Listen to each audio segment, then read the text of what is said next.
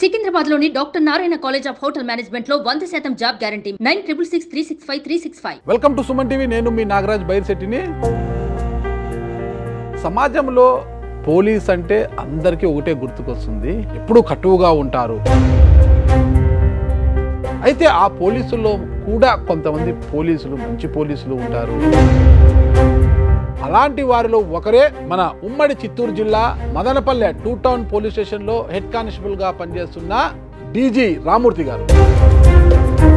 ఆయన ఒక పోలీసే కాదండి, ఆయన ఒక మోటివేషనల్ స్పీకర్, అలాగే ఒక మంచి మిమిక్రీ ఆర్టిస్ట్ కూడా, ఆయన ఒక మంచి యాంకర్ కూడా. ఒక్క మనిషిలో ఇన్ని కోణాలు ఉన్నాయి. ఆ కోణాలన్నింటినీ కూడా ఇప్పుడు సుమన్ టీవీ స్టూడియోలో ఆయన ఆవిష్కరించబోతున్నారు. ఒకసారి మీరు కూడా చూడండి. నమస్తే రామూర్తి గారు. నమస్కారం సార్. బాగున్నారు కదా? బాగున్నా సార్. మీరు బాగున్నారా సార్? మీ గురించి విన్నాను, అందుకే మిమ్మల్ని పిలిపించాను అనమాట.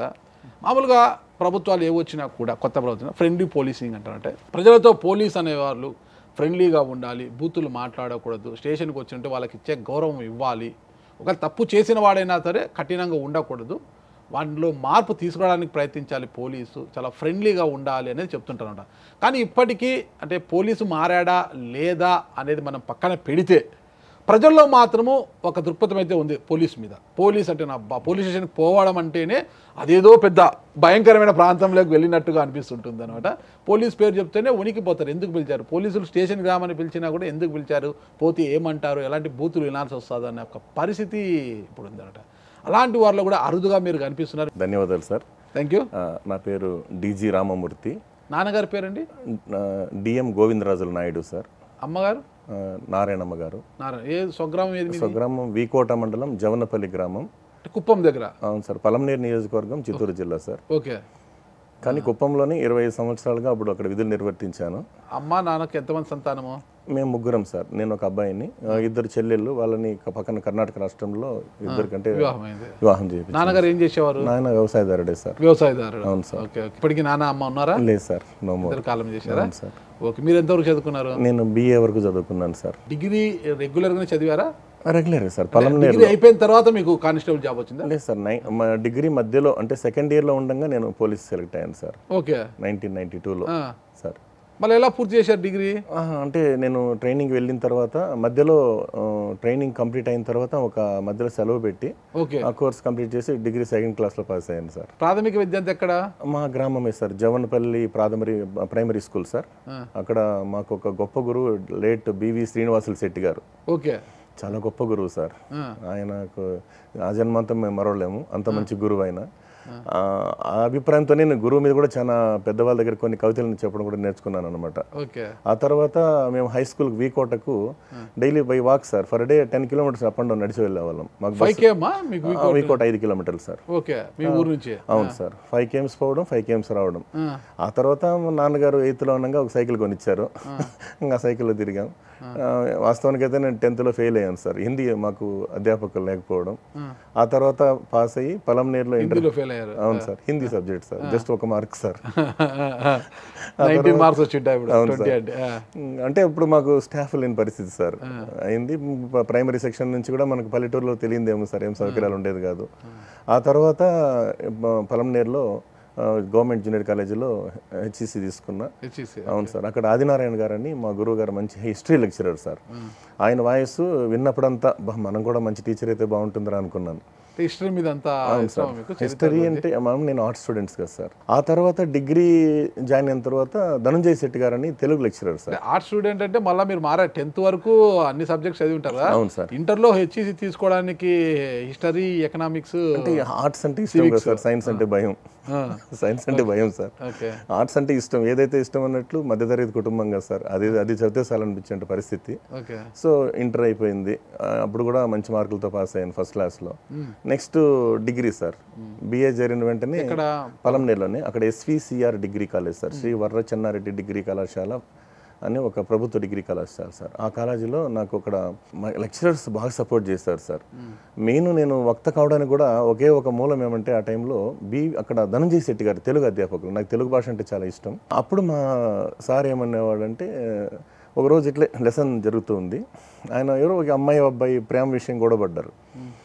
ఇట్లా స్పెట్స్ ఇలా అనుకొని, చూడయ్యా మీరు కాలేజీకి వచ్చారో లేదా ఎక్కడ వెళ్ళారో నాకు తెలియదు, కానీ ఇక్కడ కానీ అక్కడ కానీ ఎక్కడైనా కానీ కళాశాలకు మంచి పేరు తీసుకురావాలి, కానీ అమ్మ నాన్నకి చెడ్డ పేరు తీసుకొచ్చి మళ్ళీ పోలీసు వారు వచ్చి ఎంక్వైరీ చేసి వాళ్ళు అట్లా పోయి వీళ్ళు ఎట్లా పోయి మళ్ళీ అక్కడ వెళ్తూ ఇక్కడ వెళ్తూ ఊరికే లేనిపోని జీవితానికి ఇబ్బందులు పెట్టుకొని మేము ఇబ్బందులు పడే పని తెచ్చుకోవద్దు, కాబట్టి దయచేసి మీరు ప్రశాంతంగా కోరుకుంటున్నానయ్యా అని నాన్ స్టాప్గా చెప్పడం అనమాట ఆయన.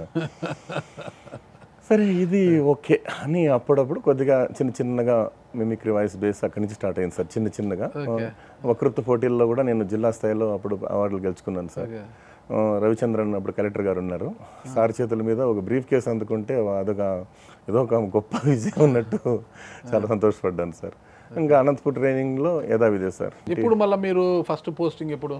92కి నేను ట్రైనింగ్ కానిస్టేబుల్ సెలెక్ట్ అయ్యాను. సెకండ్ ఇయర్లో? అవును సార్, సెలెక్ట్ అయ్యాను. ట్రైనింగ్కి వెళ్ళాను అనంతపూర్లో. అక్కడ అనంతపూర్లోనే పీటీసీలో ఉండగా ఐజీ శివనారాయణ గారు సార్ కాసేపు నాకు తెలిసిన 5-6 వాయిస్లు, అప్పుడు మన సీఎం గారి వాయిస్ని, ఈ వాయిసెస్ అన్నీ కూడా ఒక చిరంజీవి గారిది, మోహన్ బాబు ఇట్లాంటి వాయిసెస్ ఇమిటేట్ చేసే లోపల సార్ ముందర కూర్చుంటే ఎస్టైప్ చేరట్లే ఊగుతుందట నవ్విస్తుంటే, ఏమో నవ్వుకి ఇంత పవర్ ఉంది అనుకోని. ఫస్ట్ నాకు మెగాస్టార్ చిరంజీవి గారు అంటే అప్పుడు ఆ రోజుల్లో ఫస్ట్ మెగాస్టార్. అవును సార్. ఏం మాట్లాడారు ఆ రోజు? మై డియర్ ఫ్రెండ్స్, ఆడిన ఒక ఆట, మాట్లాడిన ఒక మాట, వేటాడిన ఒక వేట, మన అనంతపురం ఆ పీటీసీ చరిత్రలో ఉండాలి ఒక పుట అన్నట్లు మన అందరం కూడా ప్రతి ఒక్కరూ బాధ్యతగా పనిచేసి మన శాఖకు మంచి పేరు తేవాలని కోరుకుంటున్న మీ మెగాస్టార్. ఓకే, అది ఫస్ట్ మెగాస్టార్ చెప్పారు. అవును సార్. ఆ తర్వాత మళ్ళీ అప్పుడు చంద్రబాబు నాయుడు గారిది. అప్పుడే చంద్రబాబు నాయుడు ఏం చెప్పారు?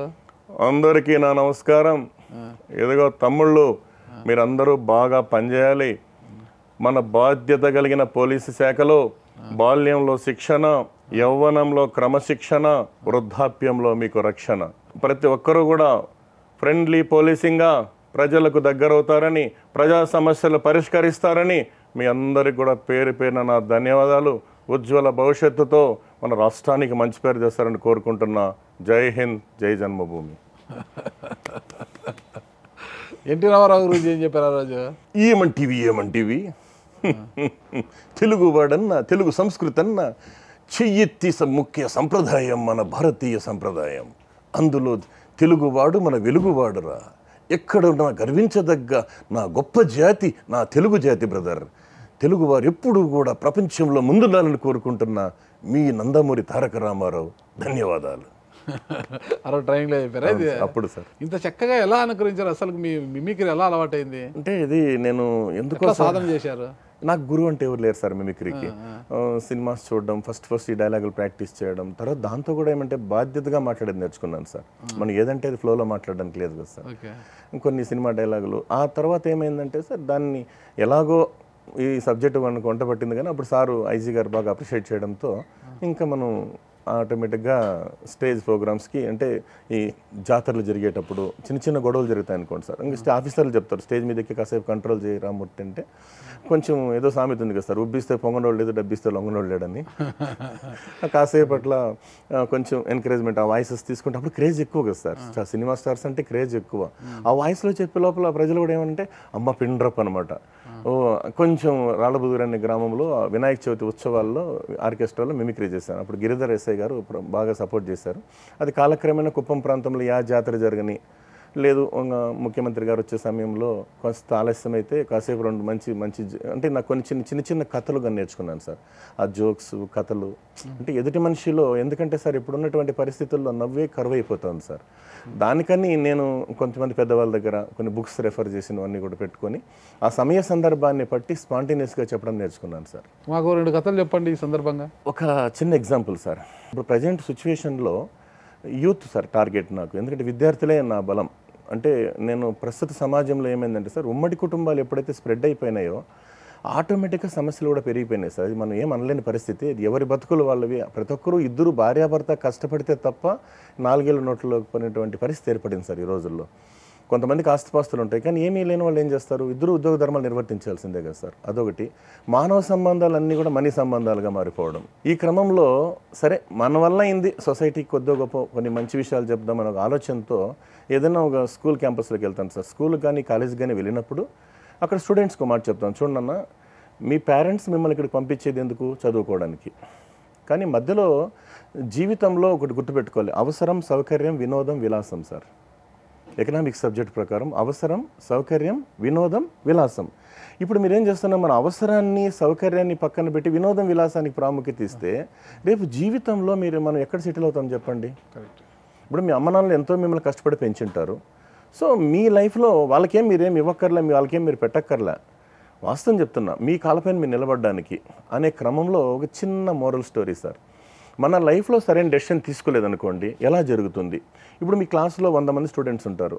100 మందిలో కొంతమంది హార్డ్ వర్క్ చేసి ఉండొచ్చు, డిసిప్లిన్ ఉండొచ్చు, ఏదో రూపంలో కొంతమంది సెటిల్ అవుతారు సార్. సరే, ఒకరేం చేస్తారంటే ఆఫ్టర్ 10 years తర్వాత, ఈ విద్యార్థి దశ అయిపోయిన తర్వాత ఒక చోట నిలబడుకుంటావు బస్ స్టాప్లో. అదే నీ ఫ్రెండ్ ఇన్నోవాలో, వెహికల్లో ఫాస్ట్గా ఏసీ బండిలో పోతుంటాడు. నువ్వు ఆపిన అతనికి ఆపే టైం ఉండదు సార్.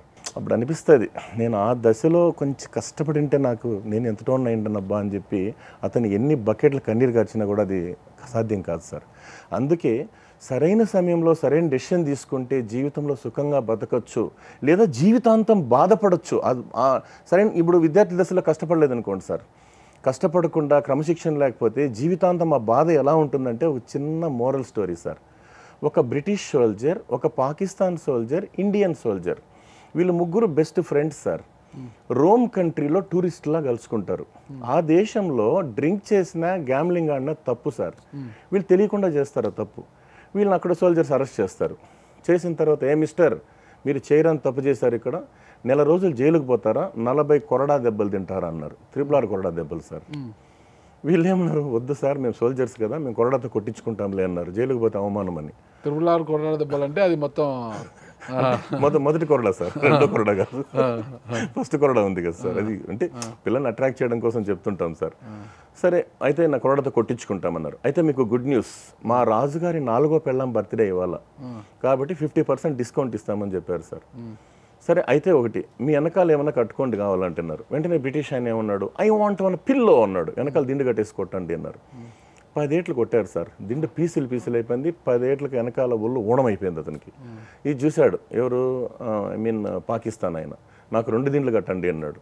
దెబ్బలు తప్పించుకున్నాడు.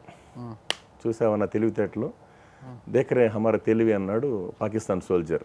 ఓకే, మస్ట్ మన ఇండియన్ సోల్జర్ అంత వచ్చింది sir. Mister Indian, what about you అన్నారు.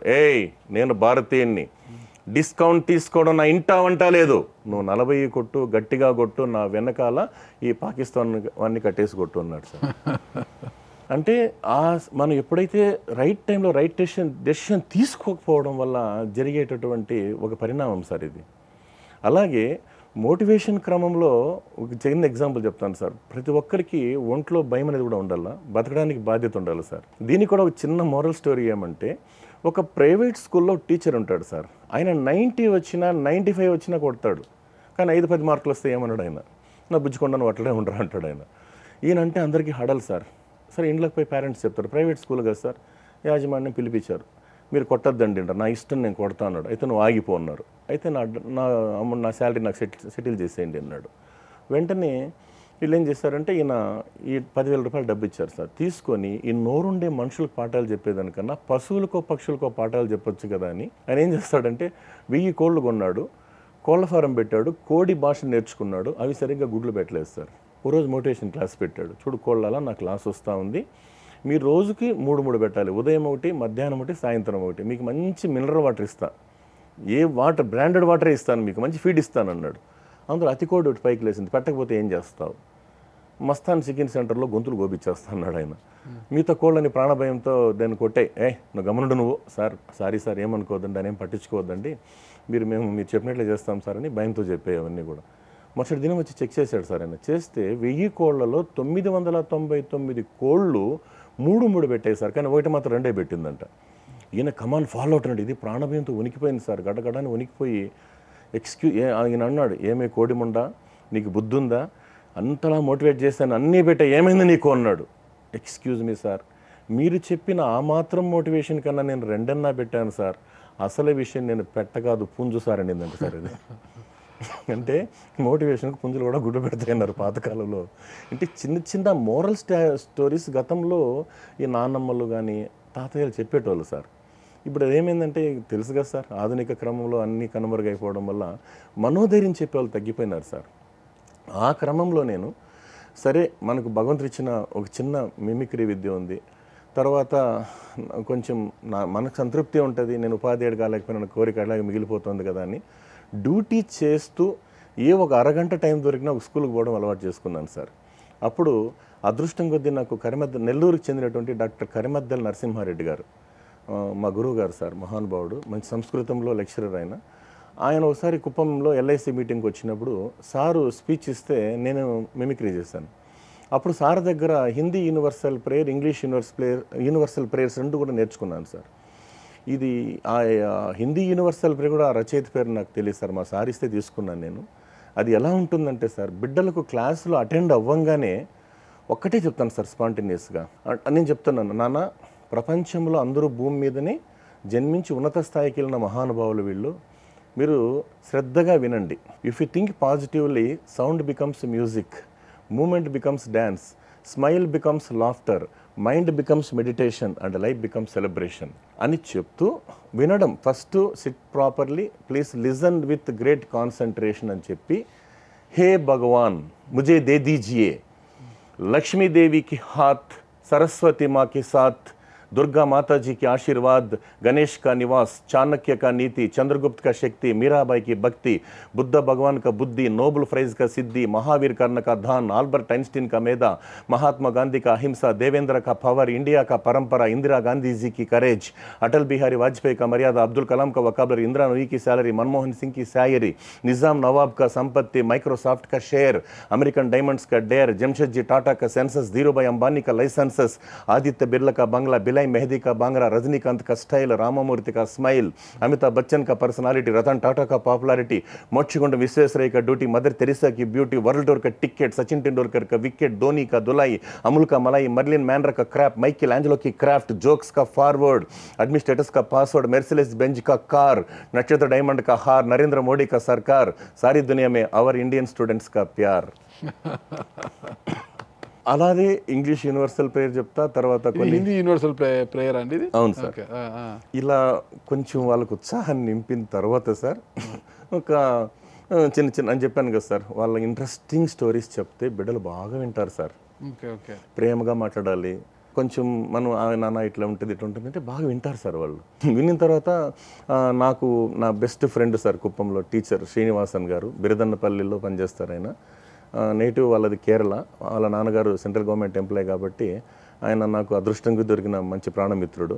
ఇద్దరం వాకింగ్లో పోతుంటే చెప్తూ ఉంటాడు, సార్ పిల్లలకి ఇలా చెప్తే బాగుంటుంది. ఆయన అనుకుంటాడు సార్, ముందుకు రాడు, మీరు ఇలా చెప్పండి నాకు మంచి మంచిగా వాట్సాప్ పెట్టడం, చిన్న చిన్న స్టోరీస్ చెప్పడం, ఇవన్నీ కూడా నాకు బాగా సపోర్ట్ చేసేవాళ్ళు ఆయన. అదే క్రమంలో ఇంకొక మంచి మిత్రుడు నాకు దొరికాడు సార్, అతని పేరు లక్ష్మీనారాయణ మేస్త్రి సార్. ఆయన ఒక హమాలి కుప్పంలో సార్. వాళ్ళు 40 మంది టీం ఉంటారు సార్. నేను అప్పుడు స్పెషల్ బ్రాంచ్లో పనిచేసినప్పుడు ఒక పాస్పోర్ట్ రాసే క్రమంలో నాకు పరిచయం అయినాడు. ఆయన సిమెంట్ దింపిన తర్వాత ఎలా ఉంటాడు సార్ పర్సన్, అతను మొత్తం బాడీ మొత్తం సిమెంట్ ఉంది, ఆ లుంగి ఇలా వేసుకొని కాళ్ళకి చెప్పులు వేసుకోడు ఆయన, చిన్న నిక్కర్ వేసుకున్నాడు, బనీన్ వేసుకొని వచ్చాడనమాట. సార్ ఈ అబ్బాయికి పాస్పోర్ట్ రాయండి అన్నాడు.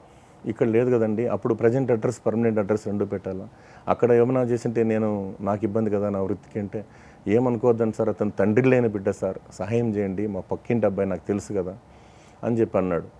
సరే నమ్మకం కలిగింది సార్. సరే ఆ పాస్పోర్ట్ రాసిన తర్వాత నాకు పరిచయం అయ్యాడు. నేను అప్పుడప్పుడు స్కూల్స్కి వెళ్తుంటా కదా సార్, ఊరోజు నన్ను టీ కొట్టుకాడు కనబడి, మేము కూడా ఏదైనా పిల్లలకు సహాయం చేస్తాం చూడండి సార్ అంటే, మీరేం చేస్తారప్ప, మీరే కూలి పని చేసుకునేవాళ్ళు కదా అంటే, ఏం పర్లేదు సార్, రైతుల దగ్గరికి పోయి బస్తాలు ఎత్తుంటాం, ఎవరికైనా పిల్లలకైనా కూరగాయలు ఏమైనా కావాలంటే ఇస్తామని చెప్పి, మీ ఇష్టం అన్నాను సార్. అక్కడ పరమసముద్రం గురుకుల పాఠశాలకి చెప్పిన వారం రోజులు 2 టన్నుల కూరగాయలు విరాళంగా ఇచ్చాడు అనమాట ఆయన. ఇంకో రోజు ZP high school, girls high school ఉంది సార్, అక్కడ హెచ్ఎం శ్రీదేవి గారు ఉన్నారు. ఓ రోజు అడిగారు పిల్లలకి ఏదైనా స్టడీ మెటీరియల్ హెల్ప్ చేస్తారంటే, నాకు అది ఒక చిన్న అంటే ఎవరన్నా స్పాన్సర్స్ దొరికినప్పుడు కానీ లేదంటే నా దగ్గర ఉన్న చిన్న సహాయం చేయడం నాకు అలవాటు సార్ పిల్లలకి. అది చిన్నప్పటి నుంచి మా గురువు గారి దగ్గర నేర్చుకునే విద్య సార్. నేను ఒకరోజు ఏమన్నాడంటే, మీరు సగం నేను సగం తీసుకుంటామన్నాడు నారాయణ మేస్త్రి గారు.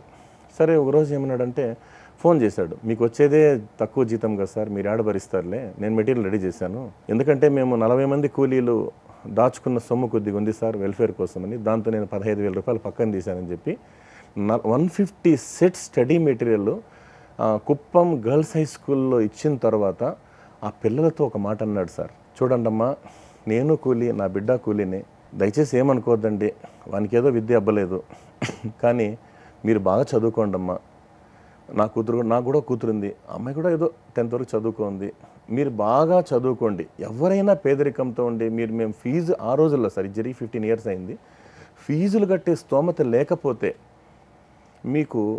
మీకోసం నేను 2 గంటలు ఎక్స్ట్రా మూటలు మోస్తాన్నాడు సార్ ఆయన. నా నిజంగా చాలా గొప్ప వ్యక్తి సార్, లక్ష్మీనారాయణ మేస్త్రి సార్, హమాలి సంఘ నాయకుడు సార్, ఉన్నారు సార్. అదే క్రమంలో మన సీఎం గారికి, గౌరవ ముఖ్యమంత్రి గారు శ్రీ నారా చంద్రబాబు నాయుడు గారికి కుప్పం పర్యటన వచ్చినప్పుడు గతంలో సార్ ఒక ఆయన మామూలుగా వాళ్ళకి లైసెన్స్ కూలీ బిల్ ఉంటుంది కదా సార్, అది ధరించి అవును సార్ స్టేజ్ మీదకి ఎక్కి 50,000 రూపీస్ డొనేషన్ ఇచ్చాడు సార్ సీఎం గారికి ఆ రోజు ఆయన, రాజధాని నిర్మాణానికి సార్, అమరావతికి. అంత గొప్ప మనిషి ఉండేటువంటి వ్యక్తి సార్ అది. అందుకే గురుగారు అంటున్నారు, మీ గురుగారు పేరు డాక్టర్ కరిమద్ది నరసింహారెడ్డి గారు. అంటే గురువు అంటే నేను ఆయన దగ్గర చదువుకోలేదు, కానీ ఆయన ఉపన్యాసం ఇచ్చేటప్పుడు ఆయన దగ్గర కొన్ని సబ్జెక్ట్ తెలుసుకున్నాను. తర్వాత ఇంకొక అదృష్టం కొద్ది ఇంకో పెద్ద ఆయన పరిచయం అయ్యాడు, ఆయన పేరు డాక్టర్ సి నారాయణ స్వామి గారు, the first founder principal of Ramakuppam. And present వేటపాలెంలో పనిచేస్తున్నారు ఆయన. 13 PGలు చేశాడు సార్. అనర్ఘలమైన సరస్వతి పుత్రులు. ఇంకా అంటే పెద్దవాళ్ళ దగ్గర కలిసినప్పుడు మనకు నిధిలాగా మనం సోర్స్ తీసుకోవచ్చు కదా సార్, నాలెడ్జ్. అదే క్రమంలోనే నేను ఆయన దగ్గర నాన్న గురించి 2 మంచి విషయాలు చెప్పాడు సార్ మా గురువు. అంటే ఆయన రాశారు నారాయణ స్వామి గారు. ఫాదర్స్ డే కూడా అయిపోయింది. అవును సార్, ఫాదర్స్ డే అయింది. రిటైర్డ్ ఎంఈఓ రెడ్డప్ప గారు మన కూర్చొని మాట్లాడుతుంటే గురువు గారు నమస్కారం, ఇక్కడ మదనపల్లి రెడ్డప్ప గారు, గురువు గారు నమస్కారము అన్న, హ్యాపీ ఫాదర్స్ డే అన్నాను. ఎందుకంటే అనేసిన తర్వాత అభినందన తెలియజేసిన. పక్కనే మేడం గారు ఉన్నారు, అమ్మ మీకు జన్మదిన శుభాకాంక్షలు అని చెప్పి. అవును సార్, మాట్లాడిన తర్వాత మంచి సరదా మనిషి. అవును సార్, నేను అన్నాను గురువు గారు ఏమనుకోవద్దు, నాన్న గురించి 2 ఏమన్నా మీ దగ్గర సబ్జెక్ట్ ఉందా అంటే, ఆయన పూజిస్తే దైవం, ప్రేమిస్తే తల్లి, గౌరవిస్తే గురువు, అభిమానిస్తే స్నేహితుడు, అన్నీ కలిపితే నా నాన్న అన్నాడు సార్. అదే కంటిన్యూస్గా చెప్పడానికి నారాయణ స్వామి గారు రాసిన 2 వాక్యాలు ఏమంటే, రంగులు పులుముకుని వెండి తెర మీద వెలిగే హీరోలు ఎందరో, రంగులు పులుముకుని వెండి తెర మీద వెలిగే హీరోలు ఎందరో, కానీ బిడ్డల ఉన్నతి కోసం వారి గుండె తెర మీద వెలిగే హీరో ఒక్కడే, అతడే నాన్న. నిన్ను ఆకాశం వైపు ఎగరవేస్తాడు నాన్న, ఎందుకంటే నిన్ను ఆకాశం అంత ఎత్తులో నిలపాలని. నీ వేలు పట్టుకొని నడక నేర్పుతాడు నాన్న, ఎందుకంటే నీ అనంత జీవన పయనం దిగ్విజయంగా సాగాలని. కూతురు పెళ్లి కోసం, కొడుకు చదువు కోసం మండు టెండలో మట్టి తల్లికి సలాం చేసే మహనీయుడు నాన్న. కష్టాలను తనలోనే ఉంచుకొని సుఖాలను మనకు పంచే మహితాత్ముడు నాన్న అన్నారు సార్. ఎన్ని కష్టాలు వచ్చినా వెన్ను చూపని బలభద్రుడు నాన్న అన్నారు. కానీ దురదృష్టకరం ఏమంటే, ఈ మధ్య ఏదో మదనపల్లిలోనే టీ కొట్టుకాడు సంఘటన ఏమైందంటే, ఒక పెద్ద ఆయన అంటున్నాడు, కొడుకులు పైకి వస్తారనుకున్నారయ్యా, కొడుకులు పైకి వస్తారనుకున్నా కానీ నా పైకే వస్తారనుకోలేదంటాడు ఆయన. అంటే ఎందుకో కానీ దురదృష్టకరం. తల్లిదండ్రుల్ని తీసిపోయి అనాథ శరణాలయంలోనో వృద్ధాశ్రమాలలో వదిలిపెట్టే ఒక పిల్లలు చాలా మంది ఎక్కువైపోయారు. కల్చర్ పెరిగిపోయింది కదా సిటీస్ లో కావచ్చు, గ్రామీణ ప్రాంతాల నుంచే ఇది స్టార్ట్ అయింది, సిటీస్ లో మరీ ఎక్కువైపోయింది అన్నమాట. ఒక వయసు వచ్చిన తర్వాతకే వాళ్ళ వృద్ధాప్యాన్ని వీళ్ళు భరించలేక తీసిపోయి అనాథ శరణాలయంలో పడేయడము, లేకుంటే వృద్ధాశ్రమాలలో పెట్టి మంత్లీ ఇంత ఇచ్చేసి వాళ్ళ మెయింటెనెన్స్ కోసం ఇచ్చేసి అలా పెట్టేస్తున్నారు కదా. అది ఎక్కువ కల్చర్ ఎందుకు వస్తుంది అంటారు? అది అట్లా పిల్లలు తల్లిదండ్రుల మధ్య తల్లిదండ్రులు పిల్లల మధ్య గ్యాప్ ఎందుకు వస్తుంటుంది? అది ఒక చిన్న సబ్మిషన్ సార్, అది చాలా పెద్ద విషయం సార్. మనం కొంతమందికి నచ్చచ్చు నచ్చకపోవచ్చు, కానీ నేను పెద్దవాళ్ళ దగ్గర నేర్చుకున్న వాస్తవం చెప్తున్నా. నాడు నేను కేర్మ్ అన్నప్పుడు కేర్ సెంటర్లో వేశారు, నాడు నేను క్యార్మ్ అన్నప్పుడు కేర్ సెంటర్లో వేశారు, ఇప్పుడు ఓల్డేజ్ హోమ్కి వెళ్ళమంటే బేరమంటారే. అంటే ఒక 3-5-6 years వచ్చే లోపల తీసుకుపోయి హాస్టల్లో పడేస్తారు సార్. అంటే అది తప్పనిసరి పరిస్థితి, ఎందుకంటే పిల్లలు ఎదగాలి, చదువుకోవాలి, ఎదగాలని తప్పన. రెండోది ఏమంటే వీళ్ళే అంటే ఆ సర్టన్ ఏజ్ వరకు దగ్గర పెట్టుకోవాలని పెద్దవాళ్ళు చెప్తారు సార్. కానీ ఇక్కడ ఏమవుతుందంటే వృత్తి ధర్మాలు ఏదో ఒకటి చేస్తే తప్ప బతకని పరిస్థితి, వ్యవసాయం కుంటుపడ్డం, ఏదో సిటీకి వచ్చి బతకాలా, ఇంకా అతను ఏం చేస్తారు, ఇంకా ప్లే హోమ్స్ అని తప్పదు సార్. అలా అయిపోయింది, అంతా యంత్రాలు అయిపోయినారు సార్. పిల్లలందరూ కూడా చిన్న పిల్లలు తీసిపోయి హాస్టల్లో పెట్టడం ఆనవాయితీ అయిపోయింది. పెద్దగా అయ్యాక వీళ్ళు తల్లిదండ్రులను తీసిపోయి వీళ్ళు వృద్ధాశ్రమాలలో. దానికి సంబంధించి నేను గతంలో కూడా కవిత చెప్పాను సార్ నేను. ఇది ఎందుకంటే సార్, ఒక 3.5 సంవత్సరాల వయసున్న బిడ్డను తీసుకుపోయి హాస్టల్లో వేస్తే ఆ బిడ్డ పడే ఆవేదన సార్. అమ్మా, ఈ బాల్యం ఒక పూల హారంలా నీ కంఠానికి హత్తుకొని ఉండాలనుకున్న నన్ను గోవు నుంచి దూడను విడదీసినట్లు ఎందుకమ్మా ఈ హాస్టల్కు పంపించావు? గడ్డి దూడకు చేపులొచ్చి పాలిచ్చే ఆవులుంటాయి కానీ గడ్డి దూడలాంటి ఆయాలు అమ్మలవుతారా ఎక్కడైనా? 3.5 ఏళ్లకే నేనంటే మొహమ్మత్తిందా అమ్మా? నాకీ మెట్ల మంచాల ఒంటరితనం వద్దు. నీ సందిట చేరి నిండారయ్యే నిద్రమత్తు కావాలి. వచ్చి రాని మెలకువతో వదనంలా కమ్మేసే నేలకొంగు చీర ఛాయ కావాలి. బ్రెడ్డు, జాము, గ్రుడ్డు నోటికి పోవడం లేదు. గుజ్జుగా కలిపిన నీ చేతి గోరుముద్దలే కావాలి. బార్లుగా బాత్రూముల వైపు నడిచి వెళ్లే మా నగ్నత్వానికి కళ్ళు నీటి కుండీలవుతున్నాయి. మురికి కంపు కొట్టే మా బోట్ల రేక వైపు నువ్వెప్పుడూ రావు. ఆఫీస్ రూమ్ కారిడార్లో అందమైన పూల కుండీల మధ్య పువ్వులా కనిపిస్తాను కాబోలు. దూరం నుంచి చేయూపి దూది పింజలాంటి కారెక్కి మాయమవుతావు. నాన్న సరే, రాతి గుండెగల మగాడు, అమృతత్వానికి మారుపేరైన అమ్మవే. డబ్బు హోదాకు చిహ్నంగా కుక్క పిల్లతో సహా మీతో ఉంచుకొని రక్తం పంచుకు పుట్టిన నన్ను ఈ రెసిడెన్షియల్ జైలు కటకటాల్లో జీవరహితంగా బ్రతకమని నిర్దేశించారు. ఆ చిన్నతనంలోనే వాళ్ళకి 5 ఏళ్ల పిల్లల వయసులోనే చాలా మంది అట్లా వదిలేస్తున్నారు డాక్టర్స్. దానికోసం పేరెంట్స్ నేర్చుకోవాలి. ఇది వచ్చేంత వరకు ఉండాలి సార్, ప్లీజ్ సార్. అంటే వాళ్ళు తినగలగాల, వాళ్ళ పని వాళ్ళు చేసుకునేంత వరకు ఉండగలగాలి కదా సార్. అప్పుడే వాళ్ళు గుర్తుపెట్టుకోగలరు కదా సార్. అది దానికోసమే ఇది ఏ మహనీయుడు రాశాడని నాకు తెలియదు, కానీ నేను ప్రాక్టీస్ చేసి చెప్పాల్సి వచ్చింది సార్ మీ ముందర. చాలా అద్భుతం అండి, చాలా అద్భుతం. ఇప్పటి అవి తల్లిదండ్రులకి కనువిప్పు కలగాలి. వృద్ధాప్యంలో తల్లిదండ్రులను వృద్ధాశ్రమాల్లో పడేసే పిల్లలకి కనువిప్పు కలగాలి. సంఘటనలు అది జరగాలి. అలాగే పేరెంట్స్ కూడా సార్ దయచేసి ఏమనుకోదాం, గతంలో చెప్పేవాళ్ళు కదా సార్, గురువు చేతిలో బెత్తం అనేది ఉండేది, అప్పట్లో భయపడేవాళ్ళు సార్. ఇప్పుడు కాలక్రమేణా చట్టాలలో మార్పు రావడం, ఇంకా పిల్లల్ని కొట్టద్దు అన్నారు, ఇంకా వాళ్ళు మాత్రం ఏం చేస్తారు సార్. కానీ పేరెంట్ కూడా కొంచెం, అంటే వాళ్ళు ఏం చేయలేని పరిస్థితి. ఎందుకంటే మనకు దేవుడు అన్ని 2 ఇష్యూ చేశాడు సార్. కన్నులు 2, చెవులు 2, కిడ్నీస్ 2, అన్ని కాళ్ళు 2. ఎందుకు 2 ఇచ్చాడంటే ఒకటి పని చేయకపోయినా ఒకటి పని చేయాలని. కానీ మనం చేసే తప్పేమంటే ఒకే కొడుకుని కంటాము. వాడు ఏమంటాడు, నేను చదవను పో, ఏడన పోతా, వద్దునైనా ఈ ఆస్తులు అంతస్తులు ఎవరికి ఇవ్వాలంటే వాడు నెత్తినే కూర్చున్నాడు. ముందైతే సార్ 2-3 బిడ్డలు ఉంటే నువ్వు పోరా, 2 ఉండేవాళ్ళంటే ఆడు భయపడి ఉండేవాడు కదా సార్. అలా అయింది. అలాగే వాస్తవం చెప్తున్నాను సార్, తల్లి తండ్రి కంట్రోల్ కాని క్రమంలో కనీసం అంటే కూడా గురువు దగ్గరన్నా కొంచెం వాళ్ళు చెప్పగలగాలి. అయ్యా మా బిడ్డను నువ్వు చూసుకొని గట్టిగా చెప్పగలిగితే వాళ్ళు దండించే సామర్థ్యం. వాళ్ళు కూడా ఏం చెప్పలేకపోతున్నారు. కొడితే తిడితే ఏమైపోతాడో. అందులోనే అందరు కదా సార్, తల్లి గర్భం నుంచి 2.5 కిలోల మాంసం ముద్దగా బయటపడిన మనకు వెలుగుని విలువని ప్రసాదించి జ్ఞానదాహాన్ని తీర్చే రక్షిత మంచినీటి చెరువు గురువు అన్నారు సార్. అందుకే అంటారు కదా సార్, గుడిలోని దేవుడికి బడిలోని దేవుడికి భేదం ఏమింటే గుడిలోని దేవుడు గుండు గీయిస్తాడు, బడిలోని దేవుడు గుండె వెలిగిస్తాడని చెప్తారు కదా సార్. ఎందుకంటే మంచిది సార్. అంటే తల్లి, తండ్రి, గురువు, దైవం, ఇది పెద్ద అనాది కాలంగా మన భారతీయ సంప్రదాయం ప్రపంచం మొత్తం దగ్గర సార్ చెప్తారు ఎక్కడ కూడా. కానీ దాన్ని విలువని సార్, అంటే ఆ కాలక్రమేణా మనం ఏం చేస్తామంటే అంటారు కదా సార్, ఒక డాక్టర్ ఇంకో డాక్టర్ని తయారు చేయలేడు, ఒక ఇంజనీర్ని తయారు చేయలేడు, ఒక శాస్త్రవేత్తను తయారు చేయలేడు. అలాగే అదే ఒక ఉపాధ్యాయుడు అనుకుంటే ఎంతమంది ఇంజనీర్లనైనా, డాక్టర్లనైనా, సైంటిస్టులనైనా, మంత్రులనైనా, ముఖ్యమంత్రులైనా, రాష్ట్రపతులనైనా తయారు చేసేటటువంటి ఒక గొప్ప శక్తి ఎవరంటే గురువే కదా సార్. కాబట్టి ఆ స్థానానికి ఎంత విలువిస్తే మన దేశం కూడా అంత ముందుకు పోతుంది సార్. అది నేను ఎవరు పెద్ద రిటైర్డ్ ఆఫీసర్స్ పెద్దవాళ్ళు చెప్తున్నప్పుడు వింటాను కదా సార్. అందుకే నేను ఎక్కడ పోయినా ఒక మాట అంటాను సార్, నాన్న మీరు ఏ పరీక్ష రాయాలన్నా, ఏ శుభకార్యాన్ని ప్రారంభించాలన్నా జన్మనిచ్చిన అమ్మ నాన్నల పాదాలకి, చదువు చెప్పిన గురువుల పాదాలకి నమస్కరించి ఆ పరీక్ష రాసిన లేదా పని ప్రారంభించిన సక్సెస్ అవుతామనే నమ్మకం ఉంటే మీరు కొట్టే క్లాప్స్ మీ పేరెంట్స్కి వినబడాలరా అంటాను సార్. అంటే మన సంప్రదాయాలు నేర్పించడం మంచిది కదా సార్.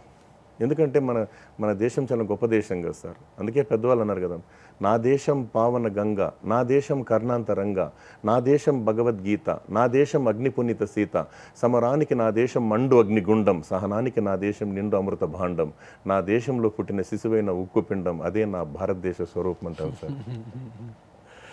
ఎందుకంటే చెప్పగలగాలి సార్. ఇప్పుడు మన ఈ మధ్యకాలంలో పాత రోజుల్లో ఏమైంది సార్, మంచి మంచి హరికథలు చెప్పించేటోళ్ళు ఇప్పుడు కాలక్రమేణా కనుమరుగవుతున్నాయి.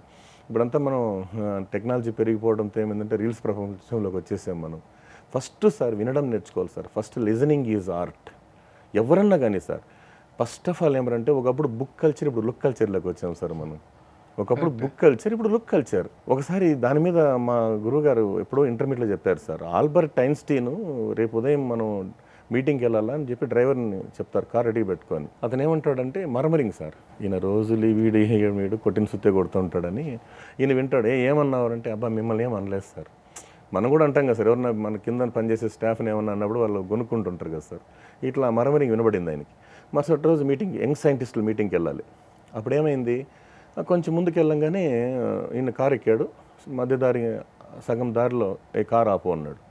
సార్ సారీ అన్నాడు, గెట్ డౌన్ అన్నాడు. దిగిన తర్వాత ఈయన సూట్ తీసి ఆయనకి ఇచ్చాడు. ఎవరికి? డ్రైవర్కి. ఈయన వెనకాల కూర్చోబెట్టాడంట. కూర్చోబెట్టేసి ఈయన డ్రైవ్ చేసుకుంటూ అక్కడ మీటింగ్ హాల్ కాడికి వచ్చే లోపల కొన్ని వందలాది మంది యంగ్ సైంటిస్టులు ఏం చేస్తారంటే ఈ సైంటిస్ట్ రూపంలో డ్రైవర్ని తీసుకపోయి స్టేజ్ పైన నిలబెట్టేస్తారు సార్.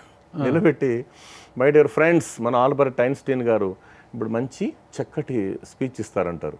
ఇట్లా చూస్తాడు పెద్ద ఆయన, ఇప్పుడు ఉందిరండి కథ అని చెప్పి చూస్తానని తలుపుతాడు అనమాట. ఇతను అట్లా ఇట్లా చూసి వాటర్ గ్లాస్ తీసుకొని చక్కగా ఉపన్యాసించాడంట సార్.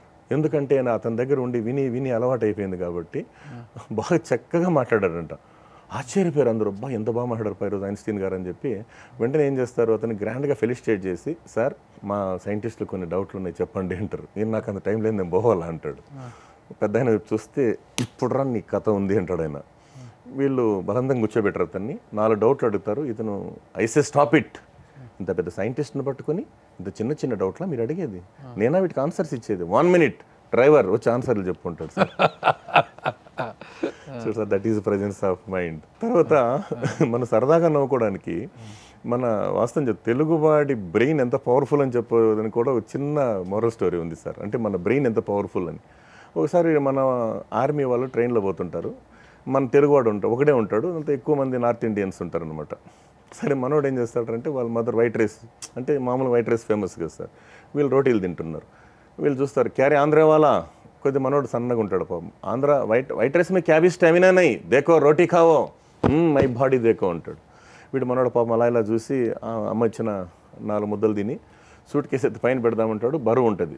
చల్ నీకు శక్తి లేదురా, నీకు చూడు రొట్టి తినరా, మా కండలు చూడరా అని చెప్పి వాళ్ళు ఏం చేస్తారంటే పైకి పెట్టి సూట్ కేసు పెట్టేసి, అరే ఆంధ్ర వాళ్ళకు బాడీ నైరే ఓజా ఎత్తు బల్లే బల్లే బల్లే అని డ్యాన్స్ చేస్తుంటారు.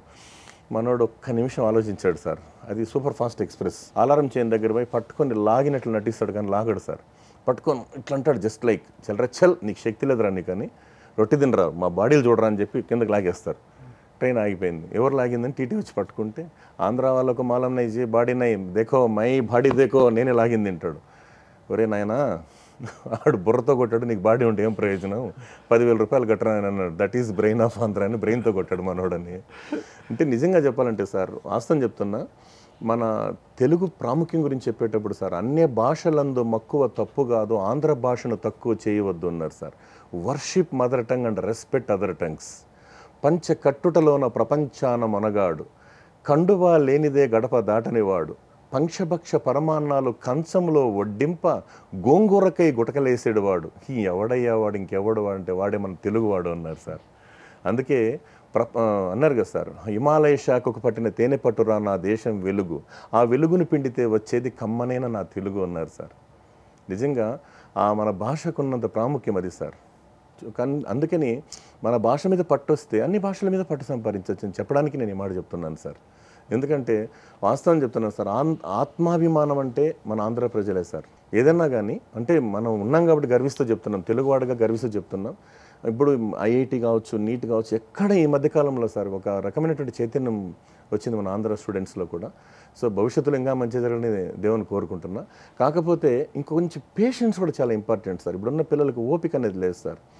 చాలా స్కూల్స్కి వెళ్తుంటారు కదా, మోటివేషన్ క్లాసెస్ కూడా తీసుకుంటుంటారు కదా, ఎలా అనిపిస్తుంది ఆ పిల్లల్ని చూసినప్పుడు అంతా కూడా మీకు? అంటే నాకు వాళ్ళే మనకు పిలుస్తారు సార్ పిల్లలు. ఎందుకంటే 24 hours ఏమైందంటే సార్, ఇప్పుడు ఆడుకోవడం తగ్గిపోయింది సార్ పిల్లల్లో ఎక్కువ. అంటే ఇప్పుడైనా కొంచెం స్పోర్ట్స్ ఆటపాటలు లేవులేండి, ఓన్లీ బట్టి చదువులు అయిపోయినాయి. దానివల్ల అంటే కొన్ని స్కూళ్ళలో గ్రౌండ్స్ ఉంటాయి సార్, కొన్ని చోట్ల ఆడిస్తారు, కొన్ని చోట్ల ఫెసిలిటీ ఉండదు. ఆ క్రమంలో మనకి స్ట్రెస్ ఆటోమేటిక్గా పెరిగిపోతుంది సార్. నేను అప్పుడు కొంచెం వాళ్ళు చేస్తుంటారు, యోగా అవన్నీ చేస్తుంటారు, కానీ కుటుంబంలో కొన్ని పేరెంట్స్ నా సబ్మిషన్ ఏమంటే సార్, ఎన్ని కుటుంబ సమస్యలు వచ్చినా తల్లిదండ్రులు పిల్లల ముందర గొడవ పడకూడదు సార్. దాని ఇంపాక్ట్ ఎక్కువ పడుతుంది సార్. అది దాని ఇంపాక్ట్తో వాడు ఏమవుతుందంటే ఇక్కడ ఖచ్చితంగా డిస్టర్బ్ అవుతాడు సార్. క్లాస్ రూమ్లో వస్తేనే డిస్టర్బ్ అవుతాడు. అతను మైండ్ సెట్ ఇప్పుడు ఎట్లా అంటే సార్, ఇప్పుడు ఉల్లాసంగా ఉత్సాహంగా ఉంటేనే మనకి ఏదైనా చెప్పేది బుర్రకి ఎక్కుతుంది సార్, లేనప్పుడు ఏం చేయాలి సార్? కాబట్టి అటువంటి క్రమంలో ఏం చేస్తారంటే సార్, కొంతమంది పిల్లలు ఏం చేస్తారు, డిప్రెషన్కి గురయ్యి సూసైడ్కి వెళ్ళిపోవడము, లేకుంటే రకరకాల పక్కన ఇబ్బంది పెట్టడము, దీని క్రమంలో చిన్న చిన్న ఈవిటీజింగ్స్ ఇవే సార్ కారణం అంతే.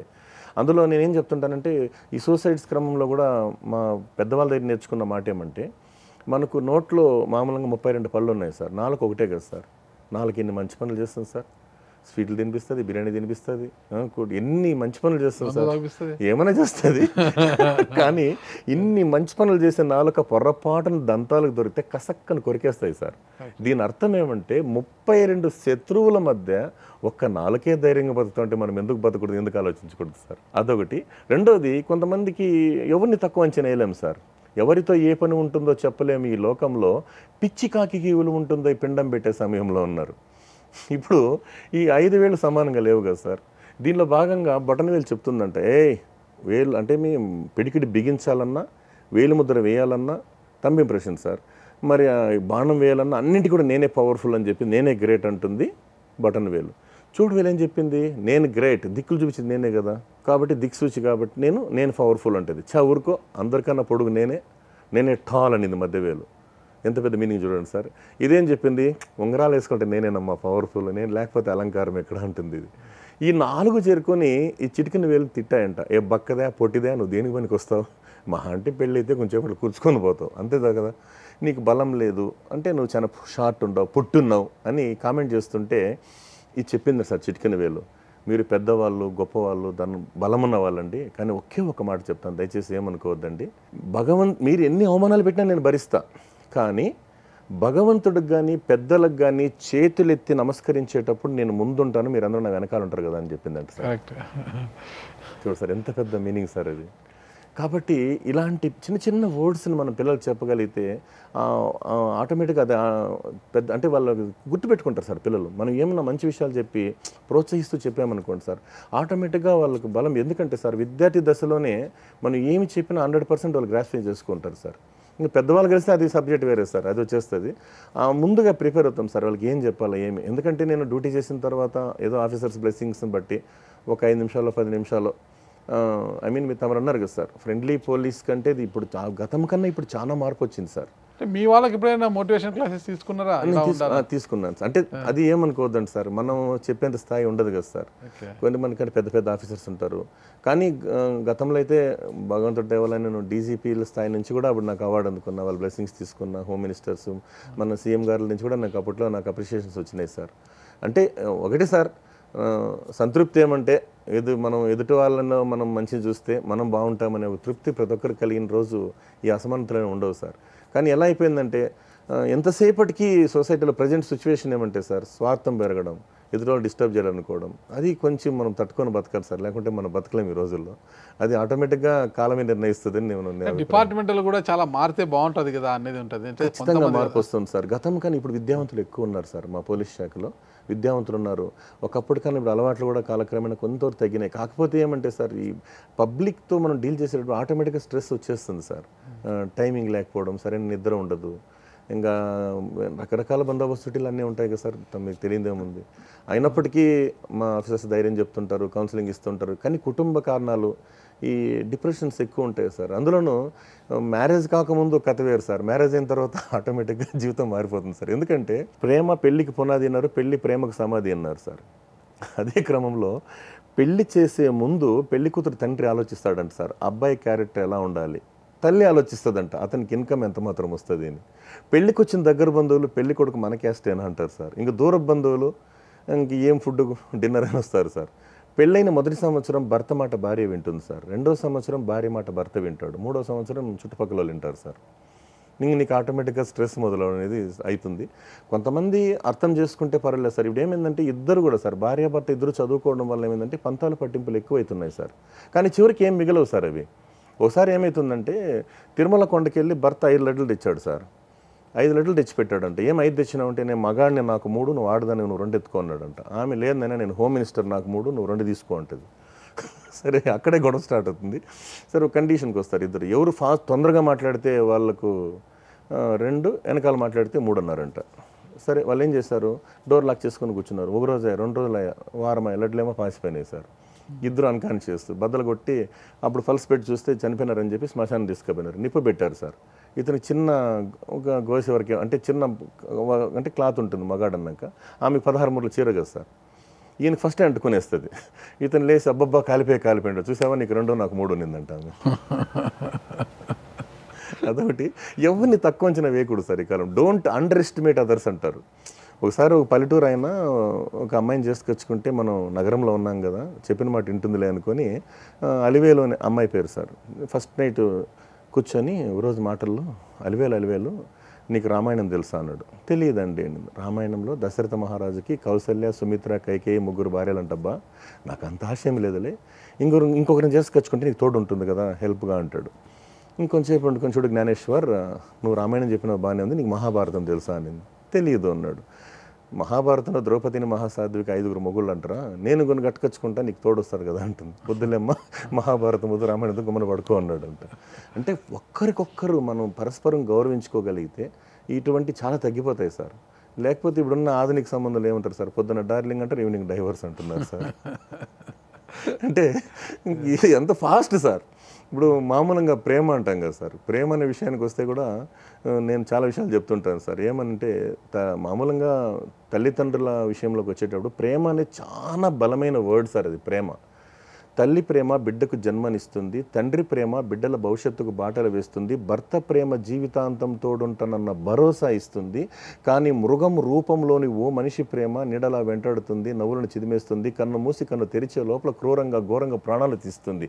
అలాంటి ప్రేమ కన్నా కని పెంచిన ప్రత్యక్ష దేవులైన అమ్మనాన్నల మీద ప్రేమ, గురువుల మీద ప్రేమ, బంధువుల మీద ప్రేమ, విద్యార్థులైన మీకు బాధ్యతల మీద ప్రేమ ఉండాలని సార్. మీకు జన్మనిచ్చినటువంటి అమ్మ నాన్నలు మిమ్మల్ని మందలిస్తూనే ఉంటారు. ఎందుకు? మీ బ్రతుకులు బాగుపడాలని. మీకు చదువు చెప్పే ఉపాధ్యాయులు మిమ్మల్ని హెచ్చరిస్తూనే ఉంటారు, మీ దశ మెరుగుపడాలని. కొందరు నయవంచకులు విపరీతంగా పొగుడుతూ ఉంటారు, మీ జీవితాలు నాశనం చేయాలని చెప్తుంటాం సార్. పొగడితే కూడా ఒక స్థాయి వరకే ఉండాలి, కానీ ఎక్కువ పొగిడితే మంచిది కాదు కదా సార్. లిమిటెడ్ ఉండాలి అంతే. ఒకసారి పెళ్ళైన జంట 6 monthsకే డైవర్స్ కావాలని పెద్ద ఆయన దగ్గరికి వచ్చారంట. వచ్చిన తర్వాత ఏం జరిగిందంటే, నా భర్తను కాసేపు బయట పెట్టండి సార్, నేను చెప్తాను. ఏమ్మా అన్నాడు ఆ పెద్ద ఆయన. ఏం లేదు సార్, నా భర్త ఒక పూటకి 10 ఇడ్లీలు తింటాడు సార్, 1/2 డజను వడలు తింటాడు, మరి చట్నీలు సాంబార్లు, ఇంత కష్టపడి చేస్తున్నా కదా సార్, బాగుంది అని మెచ్చుకుంటే ఇవి నోరైనా పడిపోతుందా, మెచ్చుకోవాలి కదా అన్నాడు. ఓహో అదే సంగతి అని చెప్పి, రే నాన్న అప్పుడప్పుడు ఇట్లా మెచ్చుకోరా ఆమె చేసే వంట అని చెప్తాడు పెద్ద ఆయన. సరే ఇద్దరికి సరి చెప్పి పంపించాడు. ఇంటికి వెళ్ళి సంసారం మనకి చిన్న మామూలే కదా సార్. ఇంటికి వెళ్ళిన తర్వాత ఈమె ఏం చేసింది, వెంటనే వైట్ రైస్ చేసి పెట్టింది. అబ్బా వైట్ రైస్ ఎంత తెల్లగా ఉందబ్బా అంటాడు. ఈ ఏడు అతను మురిసిపోతున్నమాట. ఆమె వెంటనే సాంబార్ పోస్తే, ఈ సాంబార్ ఇంకా సూపర్ అంటాడు. అంతటితో ఊరుకోడు సార్ ఈయన. ఈ సాంబార్ చేసిండే చేతులకి 4 బంగారు గాలు వేస్తే కూడా తక్కువే అంటాడు. వెంటనే సాంబార్కి నితిని పోసింది సార్. ఎందుకంటే బోర్ల పోసింది. ఎందుకంటే ఈమెకు ఆరోగ్యం బాగాలేకపోతే పక్కింటి ఆవిడ సాంబార్ సార్ అది. అదొకటి సార్. ఏ ఇంట్లోనూ అంటారు కదా సార్, ప్రతి ఇంట్లోనే సమస్యలు ఉంటాయి సార్. సమస్యలు లేని ఇల్లు అంటే ఉండదు కదా సార్. ఒక క్రమంలో ఒక పోర్షన్, పై పోర్షన్, కింద పోర్షన్ సార్. కింద పోర్షన్లో లవర్స్ లవ్ మ్యారేజ్ చేసుకున్నారు. వీళ్ళు కొత్తగా పెళ్ళి న్యూ కపుల్స్. వీళ్ళు ఎప్పుడు ఫైటింగ్ అంట. పైన ఓల్డ్ కపుల్స్ వాళ్ళు ఎప్పుడు మీటింగ్ సార్. మీద పైకి వెళ్ళాడు. గురువుగారు ఎప్పుడు చూసినా పెద్దయినా మీరు ఎప్పుడు చూసినా నువ్వు నవ్వుతావు లేకపోతే అవును అవుతా ఉంటుంది, ఏమో రహస్యం అంటాడు. అదేం లేదు బాబు, మా ముసలిదానికి కూడా కోపం ఎక్కువ వస్తుంటుంది అంటాడు. ఎందుకు నవ్వుతావు, లేకపోతే నువ్వు నవ్వకపోతే నువ్వు నవ్వుతావు కదా తాత అంటాడు. ఏమి లేదు నాయన, మా ముసలిదానికి కోపం వస్తే చేతిలో గరిటె కానీ పప్పు గుత్తులు ఏది ఉంటే అది ఇసిరిసిరి కొడుతుంది, తగిలిందంటే ముసలిది నవ్వుతా, తగలకపోతే నేను నవ్వుతా అంతే అన్నాడు అంట. ప్రతి ఇంట్లో ఉండేవే కదా సార్ ఇవన్నీ. అంటే సార్ 10 మంది కూర్చున్నప్పుడు కాలక్రమేణా మనము ఇవన్నీ చెప్తూ పిల్లలకి ఏం చెప్తామంటే ఓపిక అనేది చాలా ఉండాలి. ఈ మధ్యకాలం సోషల్ మీడియాలో కూడా కుండ గురించి అంటారు కదా సార్. ఎందుకు నువ్వు కూల్గా ఉన్నావంటే నేను మట్టిలో వచ్చినా మట్టిలోకి పోతా నాకేమి అని చిన్న కొటేషన్స్ బాగా హార్ట్ టచింగ్ ఉంటాయి సార్. ఒకసారి ఒక మట్టి తీసుకొని అంటే కుండలు చేసే కుమ్మరి ఉన్నారు కదా సార్, ఆయన గడ్డపార తీసుకొని తవ్వుతుంటాడు. భూమిని తవ్వితే, ఒరే నాన్న ఎందుకు నన్ను కుల్లబడుస్తావు అంటే, ఇప్పుడు గడ్డపార తవ్వాలి కదా సార్. మట్టిని తవ్వినప్పుడు తవ్వదు బాబు బాధగా ఉందంటే కొంచెం ఓర్చుకో అంట. వెంటనే అతను ఏం చేస్తారు, మట్టి ముద్ద చేసి పెట్టి చక్రం మీద పెట్టి గిర్రని తిప్పుతారు. కళ్ళు తిరుగుతుందిరా నాయన అంటే కొంచెం ఓర్చుకో అంటాడు. వెంటనే సార్ కొండ ఇంత ఎండలో పెడతాడు. ఒళ్ళు కాలిపోతుందిరా నాయన అంటే కొంచెం ఓర్చుకో. నెక్స్ట్ నిప్పుల్లో పెట్టి కాలుస్తాడు. ఒరే నాయన ఒళ్ళు కాలిపోతుందిరా బాబు, నోరు మూసుకొని కొంచెం ఎన్నిసార్లు ఓర్చుకోవాలా, ఓర్చుకో నోరు మూసుకొని అంటాడు. వెంటనే పెయింట్ కొడతాడు. ఒళ్ళంతా కంపురా బాబు అంటే కొంచెం ఓర్చుకో. చివరికి ఆ కొండడైనాక అద్దం ముందు తీసుకుని పెడతాడు సార్. రే నేను ఎంత అందంగా ఉన్నాను అంటే అందుకే నేను ఓర్చుకోమని చెప్పింది అంటాడు సార్. ఆ ఓర్పు నేర్పు అనేది అది ఆటోమేటిక్గా సహజసిద్ధంగా విద్యార్థి దశ నుంచి వస్తే మనకి ఉంటాయి కదా సార్ ఎలోపుడ్స్, అంటే అమ్మ నాన్నకు తెలియకుండా కొంతమంది అది ఏదో ఒక వ్యామోహంతో వెళ్ళిపోతారు, మళ్ళీ బాధపడుతున్నారు సార్. అంటే తొందరగా డెసిషన్ తీసుకోవడం, తీరిగ్గా పశ్చాత్తాపడడం ఎక్కువ అయిపోతున్నాయి సార్. ఇది మనం ఏమన్నా ఇది దాన్ని ఆపడం అనేది ఏమంటే తల్లిదండ్రులు ఆలోచించాలా, గురువులు ఆలోచించాలా, పెద్దవాళ్ళు ఆలోచించాలా, అన్నీ ఆలోచిస్తేనే మనకు మెరుగైన సమాజం ఉంటుంది సార్. దాని క్రమంలో మనం ఎక్కడ పోయినా నాకు విరామ సమయం దొరికినప్పుడు ఇట్లా బిడ్డల దగ్గరికి వెళ్ళి మోటివేట్ చేస్తుంటాను సార్. అది సంగతి సార్. చాలా చక్కగా చెప్పారండి. ఎన్నో స్కూల్స్కి మనం వెళ్తుంటాం కదా. ఇప్పుడు ఒక హై స్కూల్స్ నుంచి మనం తీసుకుంటే సిటీస్లో ఇంజనీరింగ్ కాలేజీలు ఎక్కువ, ఇంజనీరింగ్ కాలేజీలు అంట, ఈ మెడికల్ కాలేజీలు అంట, చాలా చోట్ల ప్రాంతాల్లో ఈ డ్రగ్ కల్చర్ ఎక్కువ పెరిగిపోతుంది. గాంజా అంట, గంజాయి సిగరెట్లు అంట, డ్రగ్ కల్చర్ ఎక్కువ పెరిగిపోతుంది. ఇటీవల బాగా చదువుకున్న వాళ్ళు కూడా డ్రగ్స్కి అలవాటు. ఇటీవల బెంగళూరులో కూడా మనం చూసాం కదా, ఒక రేవ్ పార్టీ జరిగితే ఆ రేవ్ పార్టీలో సినిమా వాళ్ళు కూడా పాల్గొన్నారు. చాలామంది అంతా కూడా ఉన్నత విద్యావంతులు, ఆడ ఉన్నత స్థాయిలో ఉన్నవారే ఆ డ్రగ్ కల్చర్, డ్రగ్స్ తీసుకోవడము అదంతా కూడా పెద్ద ఇష్యూ కూడా అయింది కదా. ఎందుకు ఈ కల్చర్ పెరిగిపోతుంది అంటారు అసలుకి? అంటే సార్ ఇది కూడా చాలా, అంటే నా పరిధిలో నేను చెప్పేంత స్థాయి నాది కాదు సార్. ఇది మెయిన్ వచ్చి పరిధి కాదు, ఒక మోటివేషనల్ స్పీకర్గా ఏమంటే మెయిన్ కుటుంబంలో ఫస్ట్ పేరెంట్స్ అబ్జర్వ్ చేయాలి సార్. First observation. ఒక భయం అనేది లేదు సార్. దానికి ఒక కొటేషన్ ఉంది కదా సార్, కురుక్షేత్ర సంగ్రామ సమయంలో శ్రీకృష్ణ భగవానుడు గాంధారి ధృతరాష్ట్రుడు అన్నటువంటి టెంట్లోకి వచ్చాడు. అత్తా కుశలమా అంటాడు. నీకు నోరెలా వచ్చిందని ఆయన అడగడానికి. అంటే పుట్టడు పుత్రశోకంతో ఉన్న నన్ను పట్టుకొని కుశలమా అని అడుగుతున్నావు, నీకు న్యాయమేనా నాయన అని అడిగిందంటే గాంధారి. సరే అత్త, నేను మిమ్మల్ని ఒక విషయం అడగచ్చు అన్నాడు శ్రీకృష్ణ భగవానుడు. అడుగు కృష్ణ అనింది. మీ భర్త అందుడని మీరు కూడా కళ్ళకు గంతులు కట్టుకున్నారు, అలాగే సంసారం చేశారు, అలాగే పిల్లలు కన్నారు. ఏ ఒక్కరోజైనా మీ పుణ్య దంపతుల చల్లని చూపుల వాళ్ళ మీద పడుంటే కదా బాగుపడేదానికి అన్నారు sir. The main base family sir, కుటుంబం. మన భారతీయ వ్యవస్థలోనే మీకు తెలియదు, ప్రపంచం కథ మనం ఏం చేయలేని పరిస్థితి, కానీ దాన్ని మనం మాట్లాడేంత అది లేదు, మన స్థాయి కాదు సార్. కాకపోతే మెయిన్ ఫ్యామిలీలో మదర్ ఫాదర్ ఇద్దరూ బిజీ అయిపోవడం వల్ల వాడు పిల్లవాడు ఏం చేస్తున్నాడు, అమ్మ ఏం చేస్తుందని కొంచెం ఆలోచించాలి కదా సార్. అక్కడి నుంచి కట్టడి చేస్తే వెంటనే ఆటోమేటిక్గా కొంచెం చాలా వరకు కంట్రోల్ అవుతుంది సార్. జాగా ఎక్కువైపోతుంది. ఒక నిపుణుల యొక్క అంచనా లెక్కల ప్రకారం చూస్తే భారతదేశం 140 కోట్ల, భారతదేశ జనాభా 20 కోట్ల మందికి పైగా ఈ డ్రగ్ కల్చర్కి అలవాటు పోయి ఎక్కువ డ్రగ్స్ తీసుకుంటున్నారు భారతదేశంలో అనేది ఒక నిపుణుల యొక్క అంచనా. అంటే చాలా బాధాకరమే సార్. కాకపోతే ఏమంటే ఈ మధ్యకాలంలో మా హోమ్ మినిస్టర్ గారు కూడా చెప్పారు కదా సార్, మనం ఖచ్చితంగా చర్యలు తీసుకోండి, దీనిపై నిఘా పెట్టండి, కంట్రోల్ చేస్తామన్నారు. ఇంకా పెద్దవాళ్ళు ప్రభుత్వం అనుకుంటే కూడా మ్యాక్సిమం మార్పు వచ్చే అవకాశాలు ఉన్నాయి సార్. అది ఖచ్చితంగా మంచిగా జరుగుతుందని కోరుకుంటున్నాను సార్. కాకపోతే మెయిన్ అది స్పీడ్ సార్. వాస్తవం చెప్తున్నారు సార్. ఇప్పుడంతా నెట్ కల్చర్ కదా సార్. ఇప్పుడంతా కూడా ప్రతి ఒక్కరి చేతిలో మొబైల్ రావడం, అన్ని క్షణాల ప్రపంచంలో ఏం జరిగినా తెలిసిపోతుంది కదా సార్. ఇప్పుడు క్షణాలు జరిగిపోతుంది అన్నీ కూడా. దాన్ని ఎట్లా ఉందంటే ఇంక దాని గురించి మనం ఎక్కడి నుంచి అంటే సార్, నేను అదే చెప్తున్నాను కదా సార్, మెయిన్ బేస్ కట్టడి చేయాలి సార్. ఇది కట్టడైతే మళ్ళీ ఆటోమేటిక్గా అతను ఏం చేస్తాడు, పక్కన ఫ్రెండ్ అంటాడు. ఆ ఫ్రెండ్కు దానికి ఏమైందండి సార్, నేను ఎట్లా మునిగిపోయిన వాడు మునిగిపోనులే, ఈ రకమైన భావన సొసైటీలో ఎక్కువైపోయింది సార్. ముందైతే ఈ తప్పురాన్ని హెచ్చరించేటోళ్ళు సార్, ఇప్పుడు ఎవరు హెచ్చరిస్తున్నారు సార్? దాన్ని ఏమైనా మనం మంచి చెప్పినా కూడా చెడుగా తీసుకునే కాలం అయిపోయింది ఈ రోజుల్లో. కానీ మనకు ఒకటి మాత్రం వాస్తవం సార్, దేవుడి దయ వల్ల మన దేశం దీని నుంచి గడ్డపడాలని కోరుకుంటున్నాం మనస్ఫూర్తిగా.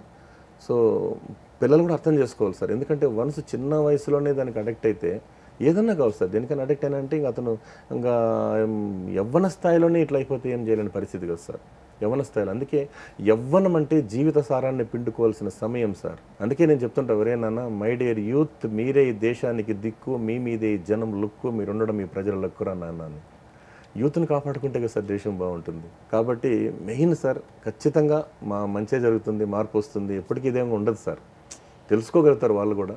అందులో భాగంగా నేను ఏ ఇంజనీరింగ్ కాలేజ్ పైన కూడా చెప్తుంటాను సార్. ఏమంటే ఇంజనీరింగ్ గురించి కానీ డాక్టర్ గారి గురించి చెప్పేటప్పుడు కూడా దేహాన్ని కాపాడేవారు డాక్టర్లు అయితే దేశాన్ని కాపాడేవారు ఇంజనీర్లు.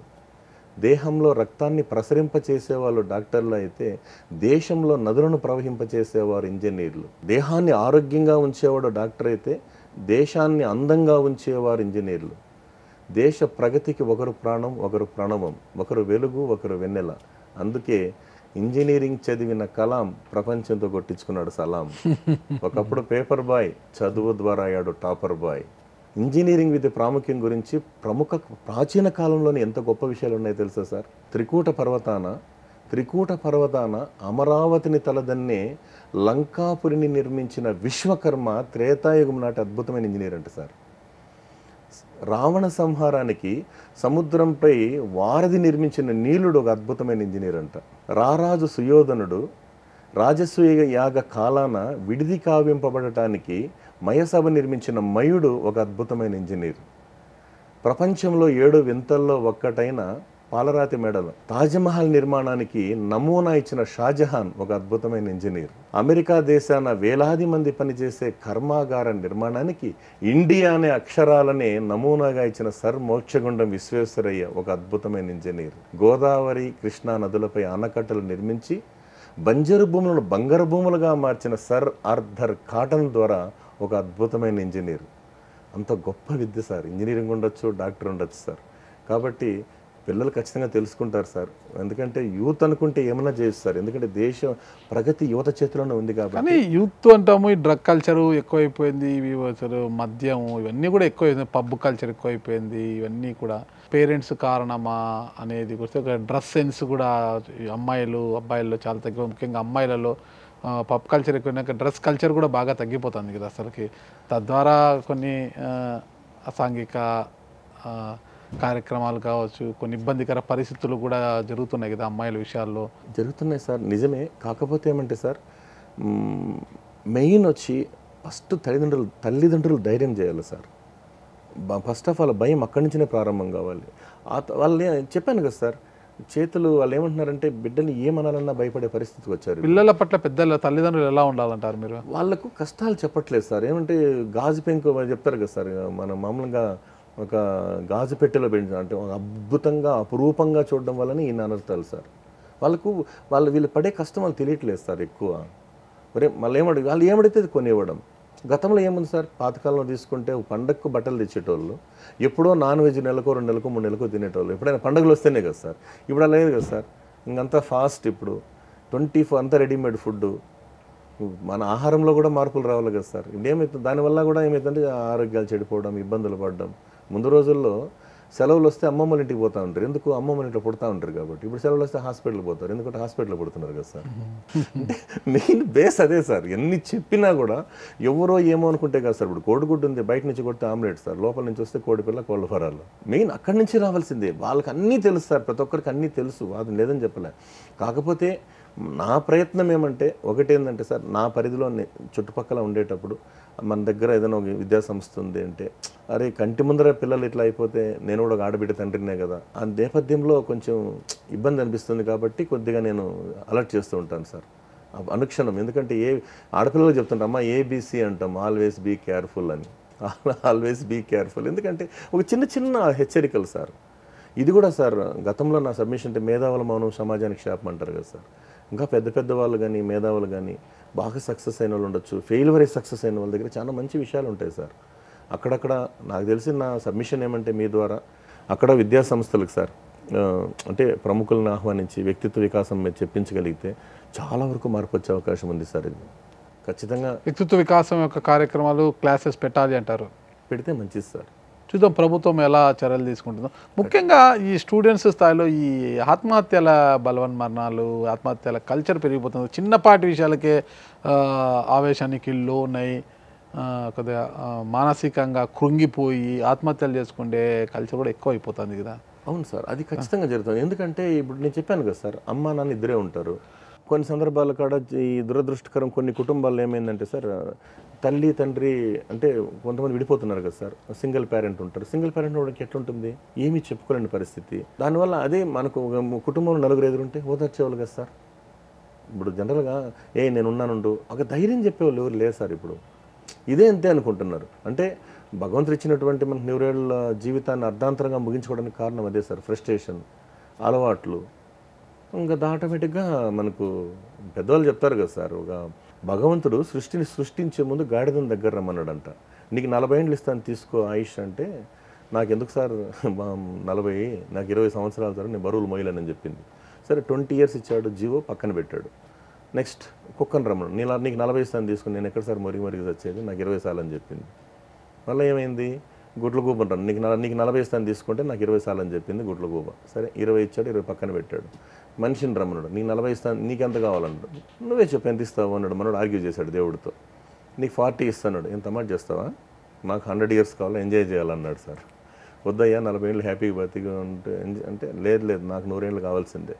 వెంటనే ఏం చేశాడు సార్, ఆ గాడిద బ్యాలెన్స్ 20, ఆ కుక్క బ్యాలెన్స్ 20, గుడ్లగూబ బ్యాలెన్స్ 20, ఈ 40కి 60 జతేసి బతికి సాగు అని చెప్పాడు.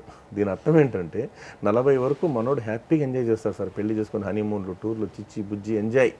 40 గాడిద వరకు స్టార్ట్ అవుతుంది సార్. కొడుకు పెళ్లి, కూతురు పెళ్లి, డొనేషన్లు 40 to 60 వరకు సార్ సంసారం బాధ్యతలు. ఇంకా 60కి రిటైర్డ్ ఇంట్లో వచ్చి కూర్చుంటాడు. ఎవరు పెద్ద ఆయన 60కి సార్ రిటైర్డ్ వచ్చి కూర్చుంటే కుక్క మాదిరి మురిగేది, కుక్క మాదిరి తిరిగేది, కూతురు అంతా కూడి పెడితే తినేసి ఉండేది. ఏమన్నంటే గుళ్ళకో గోపురాలు పోతే కాపలా ఇంటి దగ్గర. మళ్ళీ 80 నుంచి 100 వరకు చావకుండా బతుకుంటే గుడ్ల గోపు జీవితం సార్. ఇంటి ముందర పెద్ద సీసీ కెమెరా సార్. వచ్చి ఎవరు వచ్చారా, ఎవరు పోతారా. సర్టన్ ఏజ్లో కూడా సర్టన్ జరగట్లేదు సార్. ఇప్పుడు కొంతమంది అంటే ఉద్యోగ ధర్మంగా తీసుకుంటే సాఫ్ట్వేర్ ఉండొచ్చు, లేదా ప్రభుత్వ ఉద్యోగాలు, లేకుంటే ప్రైవేట్ ఎనీ సెక్టర్లో తీసుకుంటే ఆ ఏజ్ ఫ్యాక్టర్ పెరిగిపోవడం వల్ల, దానివల్ల కూడా ఏమవుతుందంటే సార్ లేట్ అవర్స్లో మ్యారేజ్ జరగడం వల్ల బిడ్డలు కలగలేకపోవడం, అది కొన్ని ఇబ్బందులు. లేదా అర్లీగా చేసుకున్నారనుకోండి సార్, ఫైనాన్షియల్ సెక్యూరిటీ లేకపోవడం, ఇవన్నీ కారణాలు అవుతున్నాయి సార్. కాకపోతే కొన్ని పల్లెల్లో తీసుకుంటే వ్యవసాయ కుటుంబాలు ఉన్నాయి, చాలా గొప్పగా ఉన్నారు సార్. వాళ్ళ పని వాళ్ళు చేసుకుంటారు, బాగా కష్టపడతారు, అలిసిపోతారు, సాయంత్రం హ్యాపీ నిద్రపోతారు కదా సార్. ఇప్పుడు ఏమైందంటే మొబైల్ ఆధునికతలో అందరూ బిజీ అయిపోయినారు కదా సార్.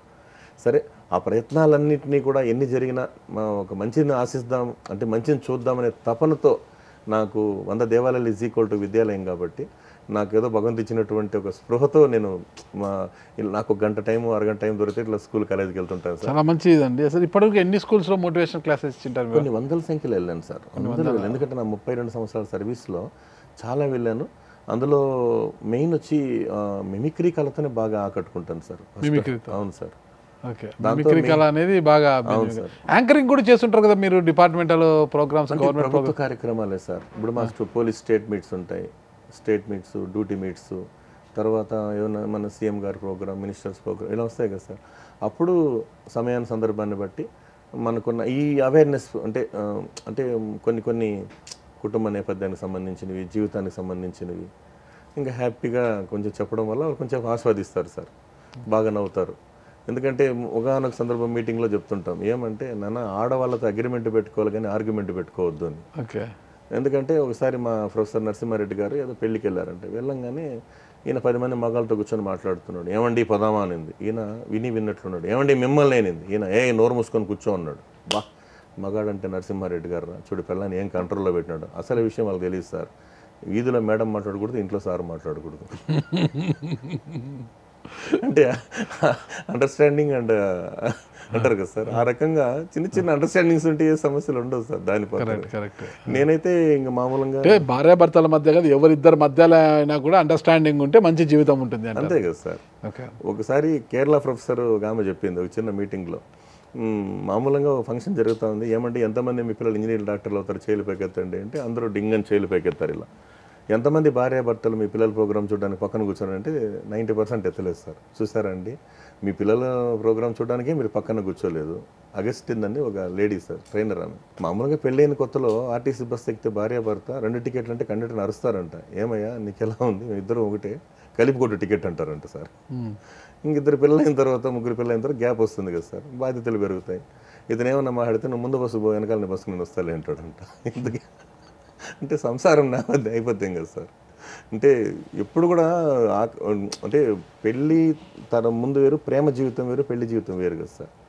ఇవన్నీ కూడా సహజం సార్. కానీ ఇవన్నీ ఆ రోజుల్లో పాతకాలంలో తీసుకుంటే సార్, ఒక్కొక్కరు 10 మంది 5 మంది బిడ్డలు సార్, అంతమంది వాళ్ళు కూలి పని చేసి పోషించారు కదా సార్. వాళ్ళు సార్ గొప్ప వాళ్ళు, అటువంటి నేపథ్యం ఉండేది.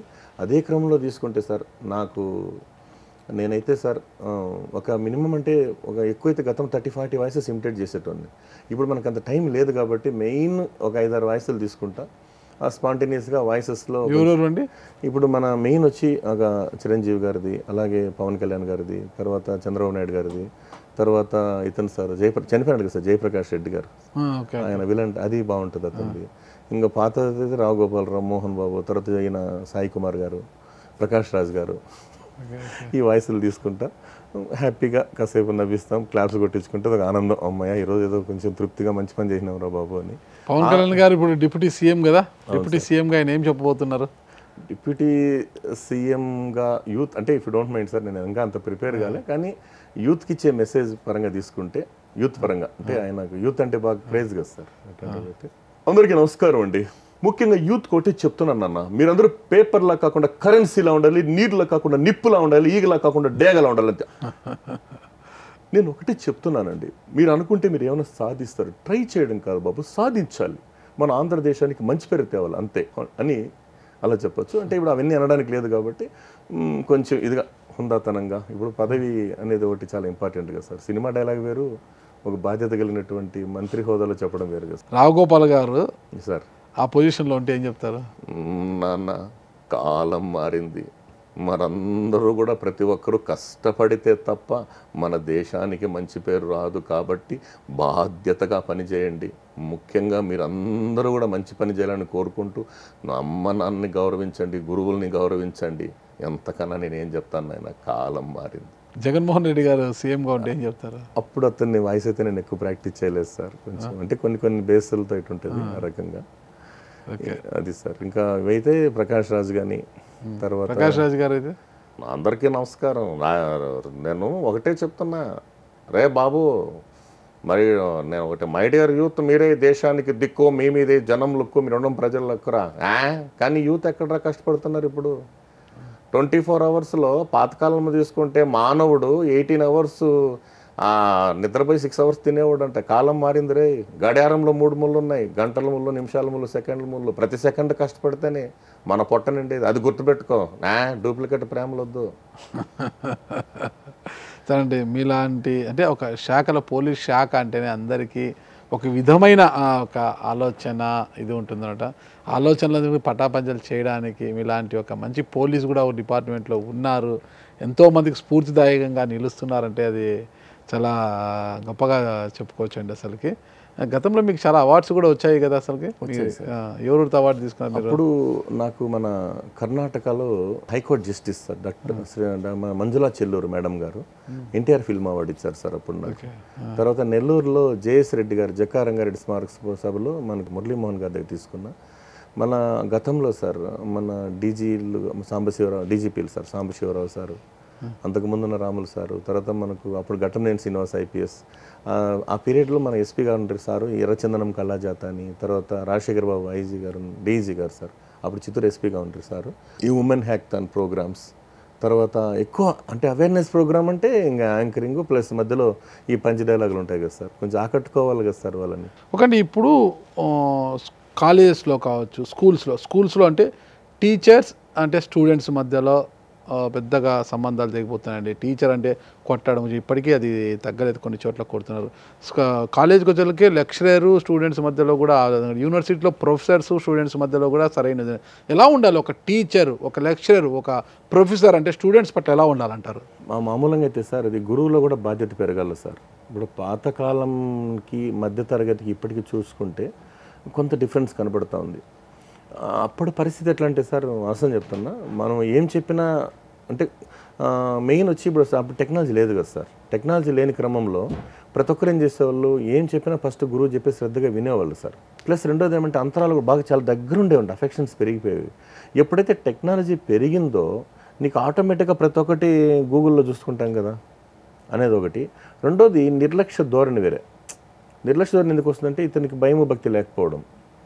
కారణం ఏమంటే సార్, దానికి ఇదే లింక్ ఇటుకే వస్తుంది మళ్ళీ మొదట. ఏమంటే ఆ కష్టం అనేది తెలియదు. ఆ కష్టం విలువ అందరినీ నేను అనట్లేదు సార్, సారీ సార్. ఎందుకంటే కొంతమంది బిడ్డలు చాలా కూడా గురువులు ప్రేమించే బిడ్డలు ఉన్నారు సార్. అలాగే శిష్యుల్ని దగ్గర తీసేవాళ్ళు ఉన్నారు. ఈ 1 or 2% ఇంక తప్పదు సార్, విపరీతమైన జనాభా పెరిగిపోవడం. కాలక్రమేణా ఏమంటే సార్, నేను చెప్పేది ఏమంటే మాస్టారు అంటే అతన్ని, ఒక విద్యార్థిని తను ఆకట్టుకోగలగాలి సార్. ఆకట్టుకోగలిగితే ఖచ్చితంగా 100% రిజల్ట్స్ ఉంటుంది సార్, 100%. ఎందుకంటే తన గురువు అనేటువంటి వాడు ఏమంటే సార్, వాస్తవం చెప్తున్నాను, నేర్చుకునే శిష్యులు ఉంటే తన బిడ్డల కన్నా బాగా చెప్తాడంట గురువు. నేర్చుకోవడం సార్ మెయిన్, అదే తప్పని అంతే. మెయిన్ ప్రాక్టీస్ చాలా ఇంపార్టెంట్ సార్. ప్రాక్టీస్ కూడా అంతే, ఏది కూడా. కానీ ఇప్పుడు కొంతమంది మహానుభావులు ఎంత చెప్పాను కదా సార్, ఎంత మంచి గురువులు ఉన్నారు సార్, వాళ్ళ పేరు ఇప్పుడు కూడా తలుచుకుంటే మారుమోగిపోతుంది కదా సార్. అది దానికి కూడా కాన్సెప్ట్ ఉంది కదా సార్, వాటార్ల యుద్ధంలో నెగ్గింది బ్రిటిష్ గవర్నమెంట్ అంట, కానీ పేపర్లు ఏం రాసినాయి, this victory goes to John Eaton అని రాసినాయంట. రాజు కోపం వచ్చింది, నేను విజయం మనం సాధిస్తే మన పేరు రాయకుండా మీడియా హోయిస్ జాన్ ఈటన్ అని చెప్పి ఇంటెలిజెన్స్ రిపోర్ట్స్ తెప్పించుకుంటే ఆయన హై స్కూల్ హెడ్ మాస్టర్ అంట సార్. నేరుగా అతను స్వయంగా వచ్చేస్తాడు, అతనే వస్తాడు. ఈయనకు ఎక్కడ ఎవరు ఈటన్ పిలవండి అంటే అందరూ భయపడతారు ఆయన పిలవడానికి, ఎందుకంటే ఆయనకు అలవాటు ఉంది, గడి పెట్టుకొని పాఠం చెప్తాడు, 40 minutes ఎవరు డిస్టర్బ్ చేయడానికి లేదు. అయిపోయినాక వచ్చిన తర్వాత చీవాట్లు పెట్టాడు, ఏమిది ఎట్లా ఇట్లా అంటే వీళ్ళందరినీ బయట పంపించాను మీతో మాట్లాడాలా అంటాడు. వీళ్ళు వెళ్ళిన తర్వాత గడి పెట్టిన తర్వాత, అయ్యా రాజుగారు అని మామూలుగా నమస్కారం, పాదాలకు నమస్కారం పెట్టేది అక్కడ సంప్రదాయం అంట రాజుగారికి. ఈయన నమస్కరిస్తే కూడా రిఫ్యూజ్ చేసినాడంట. చూడండి రాజుగారు, వాటార్ల యుద్ధంలో నెగ్గింది మన గవర్నమెంట్, మన దేశం, మన ప్రభుత్వం, కానీ ఆ ప్రభుత్వంలో ఉన్నటువంటి మన ప్రభుత్వంలో ఉన్న 90% సైన్యం తయారు చేసింది నేను, నా ఉపాధ్యాయ బృందం అన్నాడంట సార్. అప్పుడు ఆ రాజుగారు ఈయన గురువు కాళ్ళకు మొక్కి నమస్కారం తీసుకుంటే, అది సార్ గురువు గొప్పతనం. ఇలా ఉండాలి సార్. అంటే వాని మానసిక స్థితిని అర్థం చేసుకొని పాఠం చెప్పగలిగితే 90% సమస్యలు రావు సార్. పేరెంట్స్ చిల్డ్రన్స్ మధ్యలో కూడా కొద్ది అంతరాలు పెరిగిపోతున్నాయి రాను రాను అనమాట. ఏదో మెకానికల్ బాండింగ్ వచ్చేస్తుంది అనమాట. పేరెంట్స్ పిల్లల పట్ల ఎలా ఉండాలి, పిల్లలు పేరెంట్స్ పట్ల ఎలా ఉండాలి అసలు? ఇప్పుడు మెయిన్ వచ్చి సార్, పిల్లల మీద పేరెంట్స్ అనవసరమైనటువంటి, అంటే వాస్తవం చెప్తున్నారు సార్, వాళ్ళ కెపాసిటీకి మించి, అంటే వాళ్ళ స్థాయికి మించి అంటే ఎక్కువగా హోప్ పెట్టేస్తున్నారు. ఇఫ్ యూ డోంట్ మైండ్, అంటే ఎక్కువ ఎక్స్పెక్టేషన్స్, నువ్వు ఖచ్చితంగా ఇంజనీర్ కావాల్సిందే, డాక్టర్ కావాల్సిందే. వాడు ఏం చేస్తాడు సార్, ఇక్కడ ఖచ్చితంగా అంతరం పెరుగుతూ ఉంది. ఇతరులతో కంపేర్ చేయకూడదు సార్. ఇతరులతో కంపేర్ చేస్తే ఆడే స్టార్ట్ అవుతుంది ప్రాబ్లం. నాన్న నువ్వు చదవచ్చు, నువ్వు చదవగలవు, ప్రోత్సహిస్తే వాడు ఖచ్చితంగా ప్రతి ఒక్కరు ఇంజనీర్ డాక్టర్ కానక్కర్లేదు కదా సార్. వ్యాపారం చేసేటోళ్ళు ఉంటారు, వ్యవసాయం చేసేటోళ్ళు ఉంటారు, పరిశ్రమలో రకరకాల గొప్ప వ్యక్తులు లేరు సార్ సొసైటీలో. కానీ ఏం చేస్తున్నారంటే పేరెంట్స్లో ఎప్పుడైతే ఎక్స్పెక్టేషన్ ఎక్కువైతుందో ఈ అనర్థాలు జరుగుతాయి. వాళ్ళు ఆడ నుంచి ఏం చేస్తారు, వెంటనే వచ్చి ఆ ప్రెజర్ తట్టుకోలేక ఇంట్లో తిరగబడ్డం, లేదా గురువుల మీద తిరగబడ్డం, ఇది జరుగుతాడు. ఇదే సార్ ఇప్పుడు ఎక్కువ.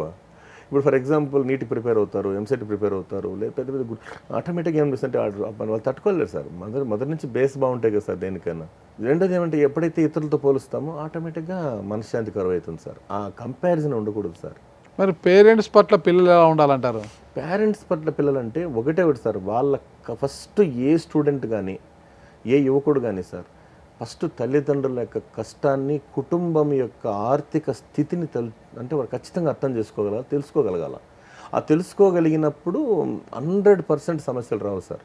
వీళ్ళు చెప్పరు, వీళ్ళు నువ్వు ఏమడిగితే అది తీసిస్తారు. ఇంకా ఆటోమేటిక్గా ఏమనిపిస్తుంది, వానికి కష్టం వీళ్ళు తెలియదు కదా సార్. నేను ఎప్పుడంటే ఇప్పుడు రాను కాలం మారింది, ఎవరు చెప్పి వినే స్థితిలో లేరు సార్ ఇప్పుడు అంతా కూడా.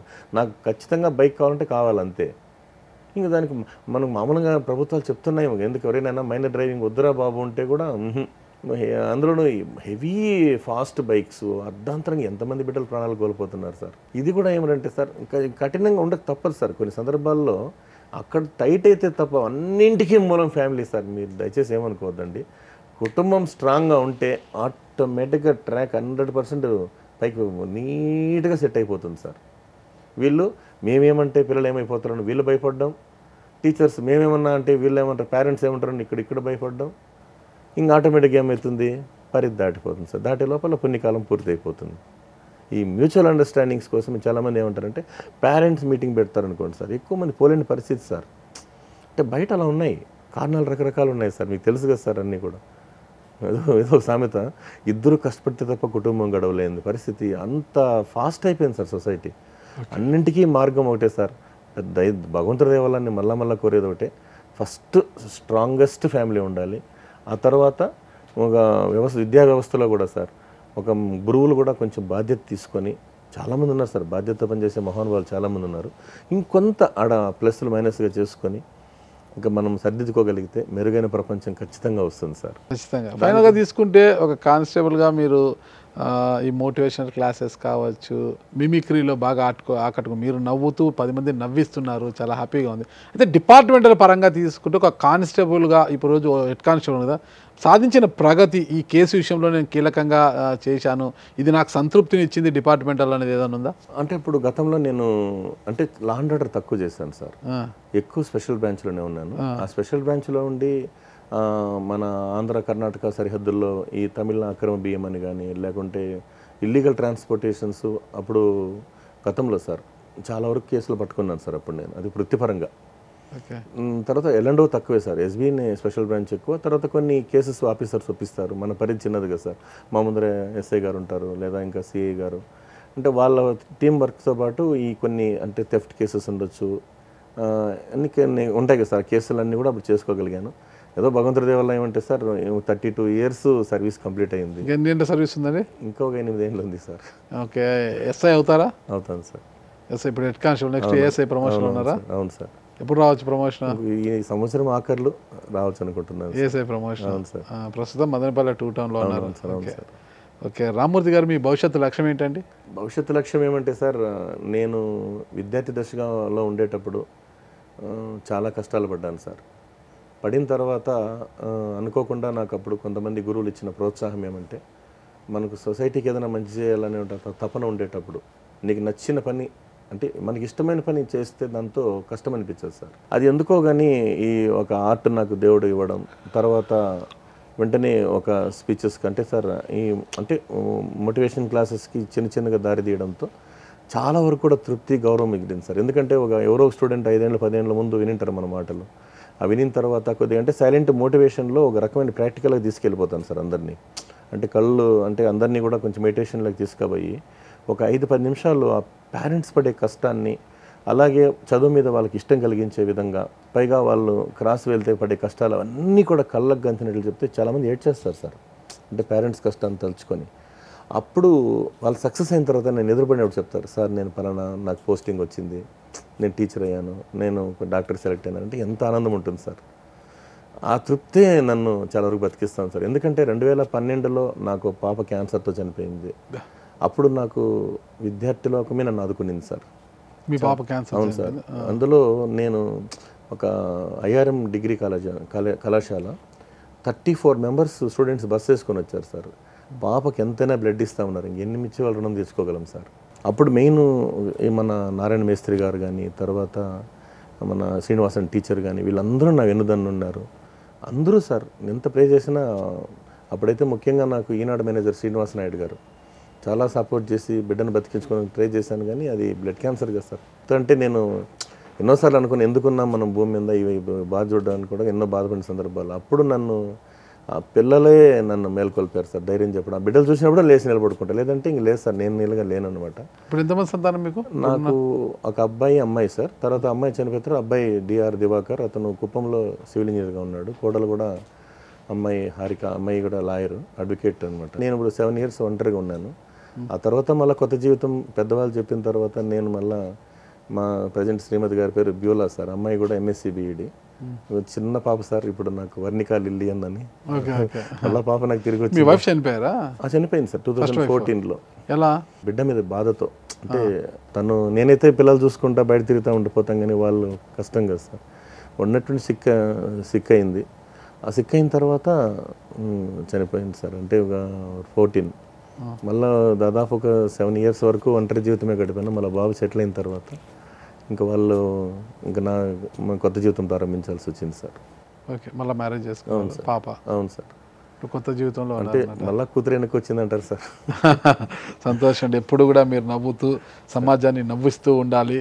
ఒక మిమిక్రీ ఆర్టిస్ట్గా ఒక ఆదర్శప్రాయంగా నిలుస్తున్నారు మీరు. అసలుకి ఇక్కడ ఒక మోటివేషనల్ స్పీకర్గా ఈ సమాజానికి మీరిచ్చే సందేశం ఏంటి అసలు చెప్పండి? నా పరిధిలో నా స్థాయిని బట్టి, మా అధికారుల యొక్క ప్రోత్సాహం, ఇంకా పెద్దవాళ్ళ ఆశీర్వాదాన్ని బట్టి కాస్త విరామం దొరికిన స్టూడెంట్స్ కోసమే జీవించాలని ఒక ఆశ ఉంది సార్. నెంబర్ 2 ఏమంటే, ఎప్పుడైతే ఆ బేస్ అనేటువంటి సార్ విద్యార్థి బంధు అని పిలిచేవాళ్ళు ఒకప్పట్లో నన్ను. అంటే ఎప్పుడు చూసినా స్టూడెంట్స్ అంటే ఇంక రామ్మూర్తి అబ్బా అనేటోళ్ళు. ఎందుకంటే సార్ అది ఎందుకో తెలియదు సార్, భగవంతుడు ఇచ్చిన నాకు అవకాశం. అయినప్పటికీ సార్ డ్యూటీ పరంగా నేను నా పని నేను సక్రమంగా చేసుకుంటాను. నా పర్సనల్ టైంని కూడా దీనికి కేటాయించేస్తాను సార్. ఏదన్నా ఇంట్లో కొంచెం ఇబ్బంది ఉంటుంది, 1 or 2 hours రెస్ట్ అనుకోండి సార్. ఆ టైంలో నేను ఇట్లా వెళ్ళి చెప్పడం ఒకటి. అంతకన్నా ముఖ్యంగా ఏమంటే సార్, మెయిన్ వచ్చి పేరెంట్స్, ముఖ్యంగా నా రిక్వెస్ట్ ఏమంటే సార్, పేరెంట్స్ అనేటటువంటి వాళ్ళు అప్రమత్తంగా ఉండకపోయినా, ఇంకా అలాగే చాలా వరకు కూడా కుటుంబ వ్యవస్థ అనేది ఇప్పటికే మనకు చాలా ఇబ్బందికరంగా తయారైపోయింది సార్. ఎందుకంటే మన భారతీయ సంప్రదాయం ప్రకారం కుటుంబం అనేటువంటి సపోర్ట్ ఎవరు ఇవ్వరు సార్. నీకు ఎంత కష్టంలో ఆదుకునేది ఫ్యామిలీనే కదా సార్. మనం ఎంతకాలం హోటల్లో తింటారు సార్ వాడు ఎవడన్నా కానీ. కాబట్టి ఇదేమైందంటే కొంతమంది ఏం చేస్తారంటే నేను నిర్లక్ష్యం చేస్తాను. నిర్లక్ష్యం చేసిన క్రమంలో ఇబ్బందులు తప్పవు. ఆ ఇబ్బందుల క్రమంలో ఏమైపోతుందంటే సార్ వీళ్ళు అంటే నేను సంపాదిస్తున్నా నువ్వు సంపాదిస్తున్నావు కదా, దీనివల్ల ఏమైపోతుంది సార్ ఇంకా ఎంతకాలమని ఒంటరిగా ఉంటారు చెప్పండి. ఇంకా ఆటోమేటిక్గా గ్యాప్ పెరిగిపోతుంది. ఈ గ్యాప్ పెరిగే క్రమంలో ఆటోమేటిక్ అడిక్షన్స్ వస్తాయి, వ్యసనాలు వస్తాయి. ఇంకా ఒకరికొరు ఏం చెప్పినా వినే స్థితిలో ఉండరు. ఇంకా వాడు ఏం చేస్తాడు, ఆ బాధ మర్చిపోవడం కోసం ఖచ్చితంగా అడిక్షన్కి వెంటాడతారు సార్. ఇది దాన్ని ఒకటి మార్గం సార్. మళ్ళా వీలైనంత వరకు ఎప్పుడైతే కుటుంబ వ్యవస్థ పటిష్టమవుతుందో ఈ అలవాట్లు అనేవి కూడా దూరం అయిపోతాయి సార్. అది నా అభిప్రాయం సార్. Thank you. సార్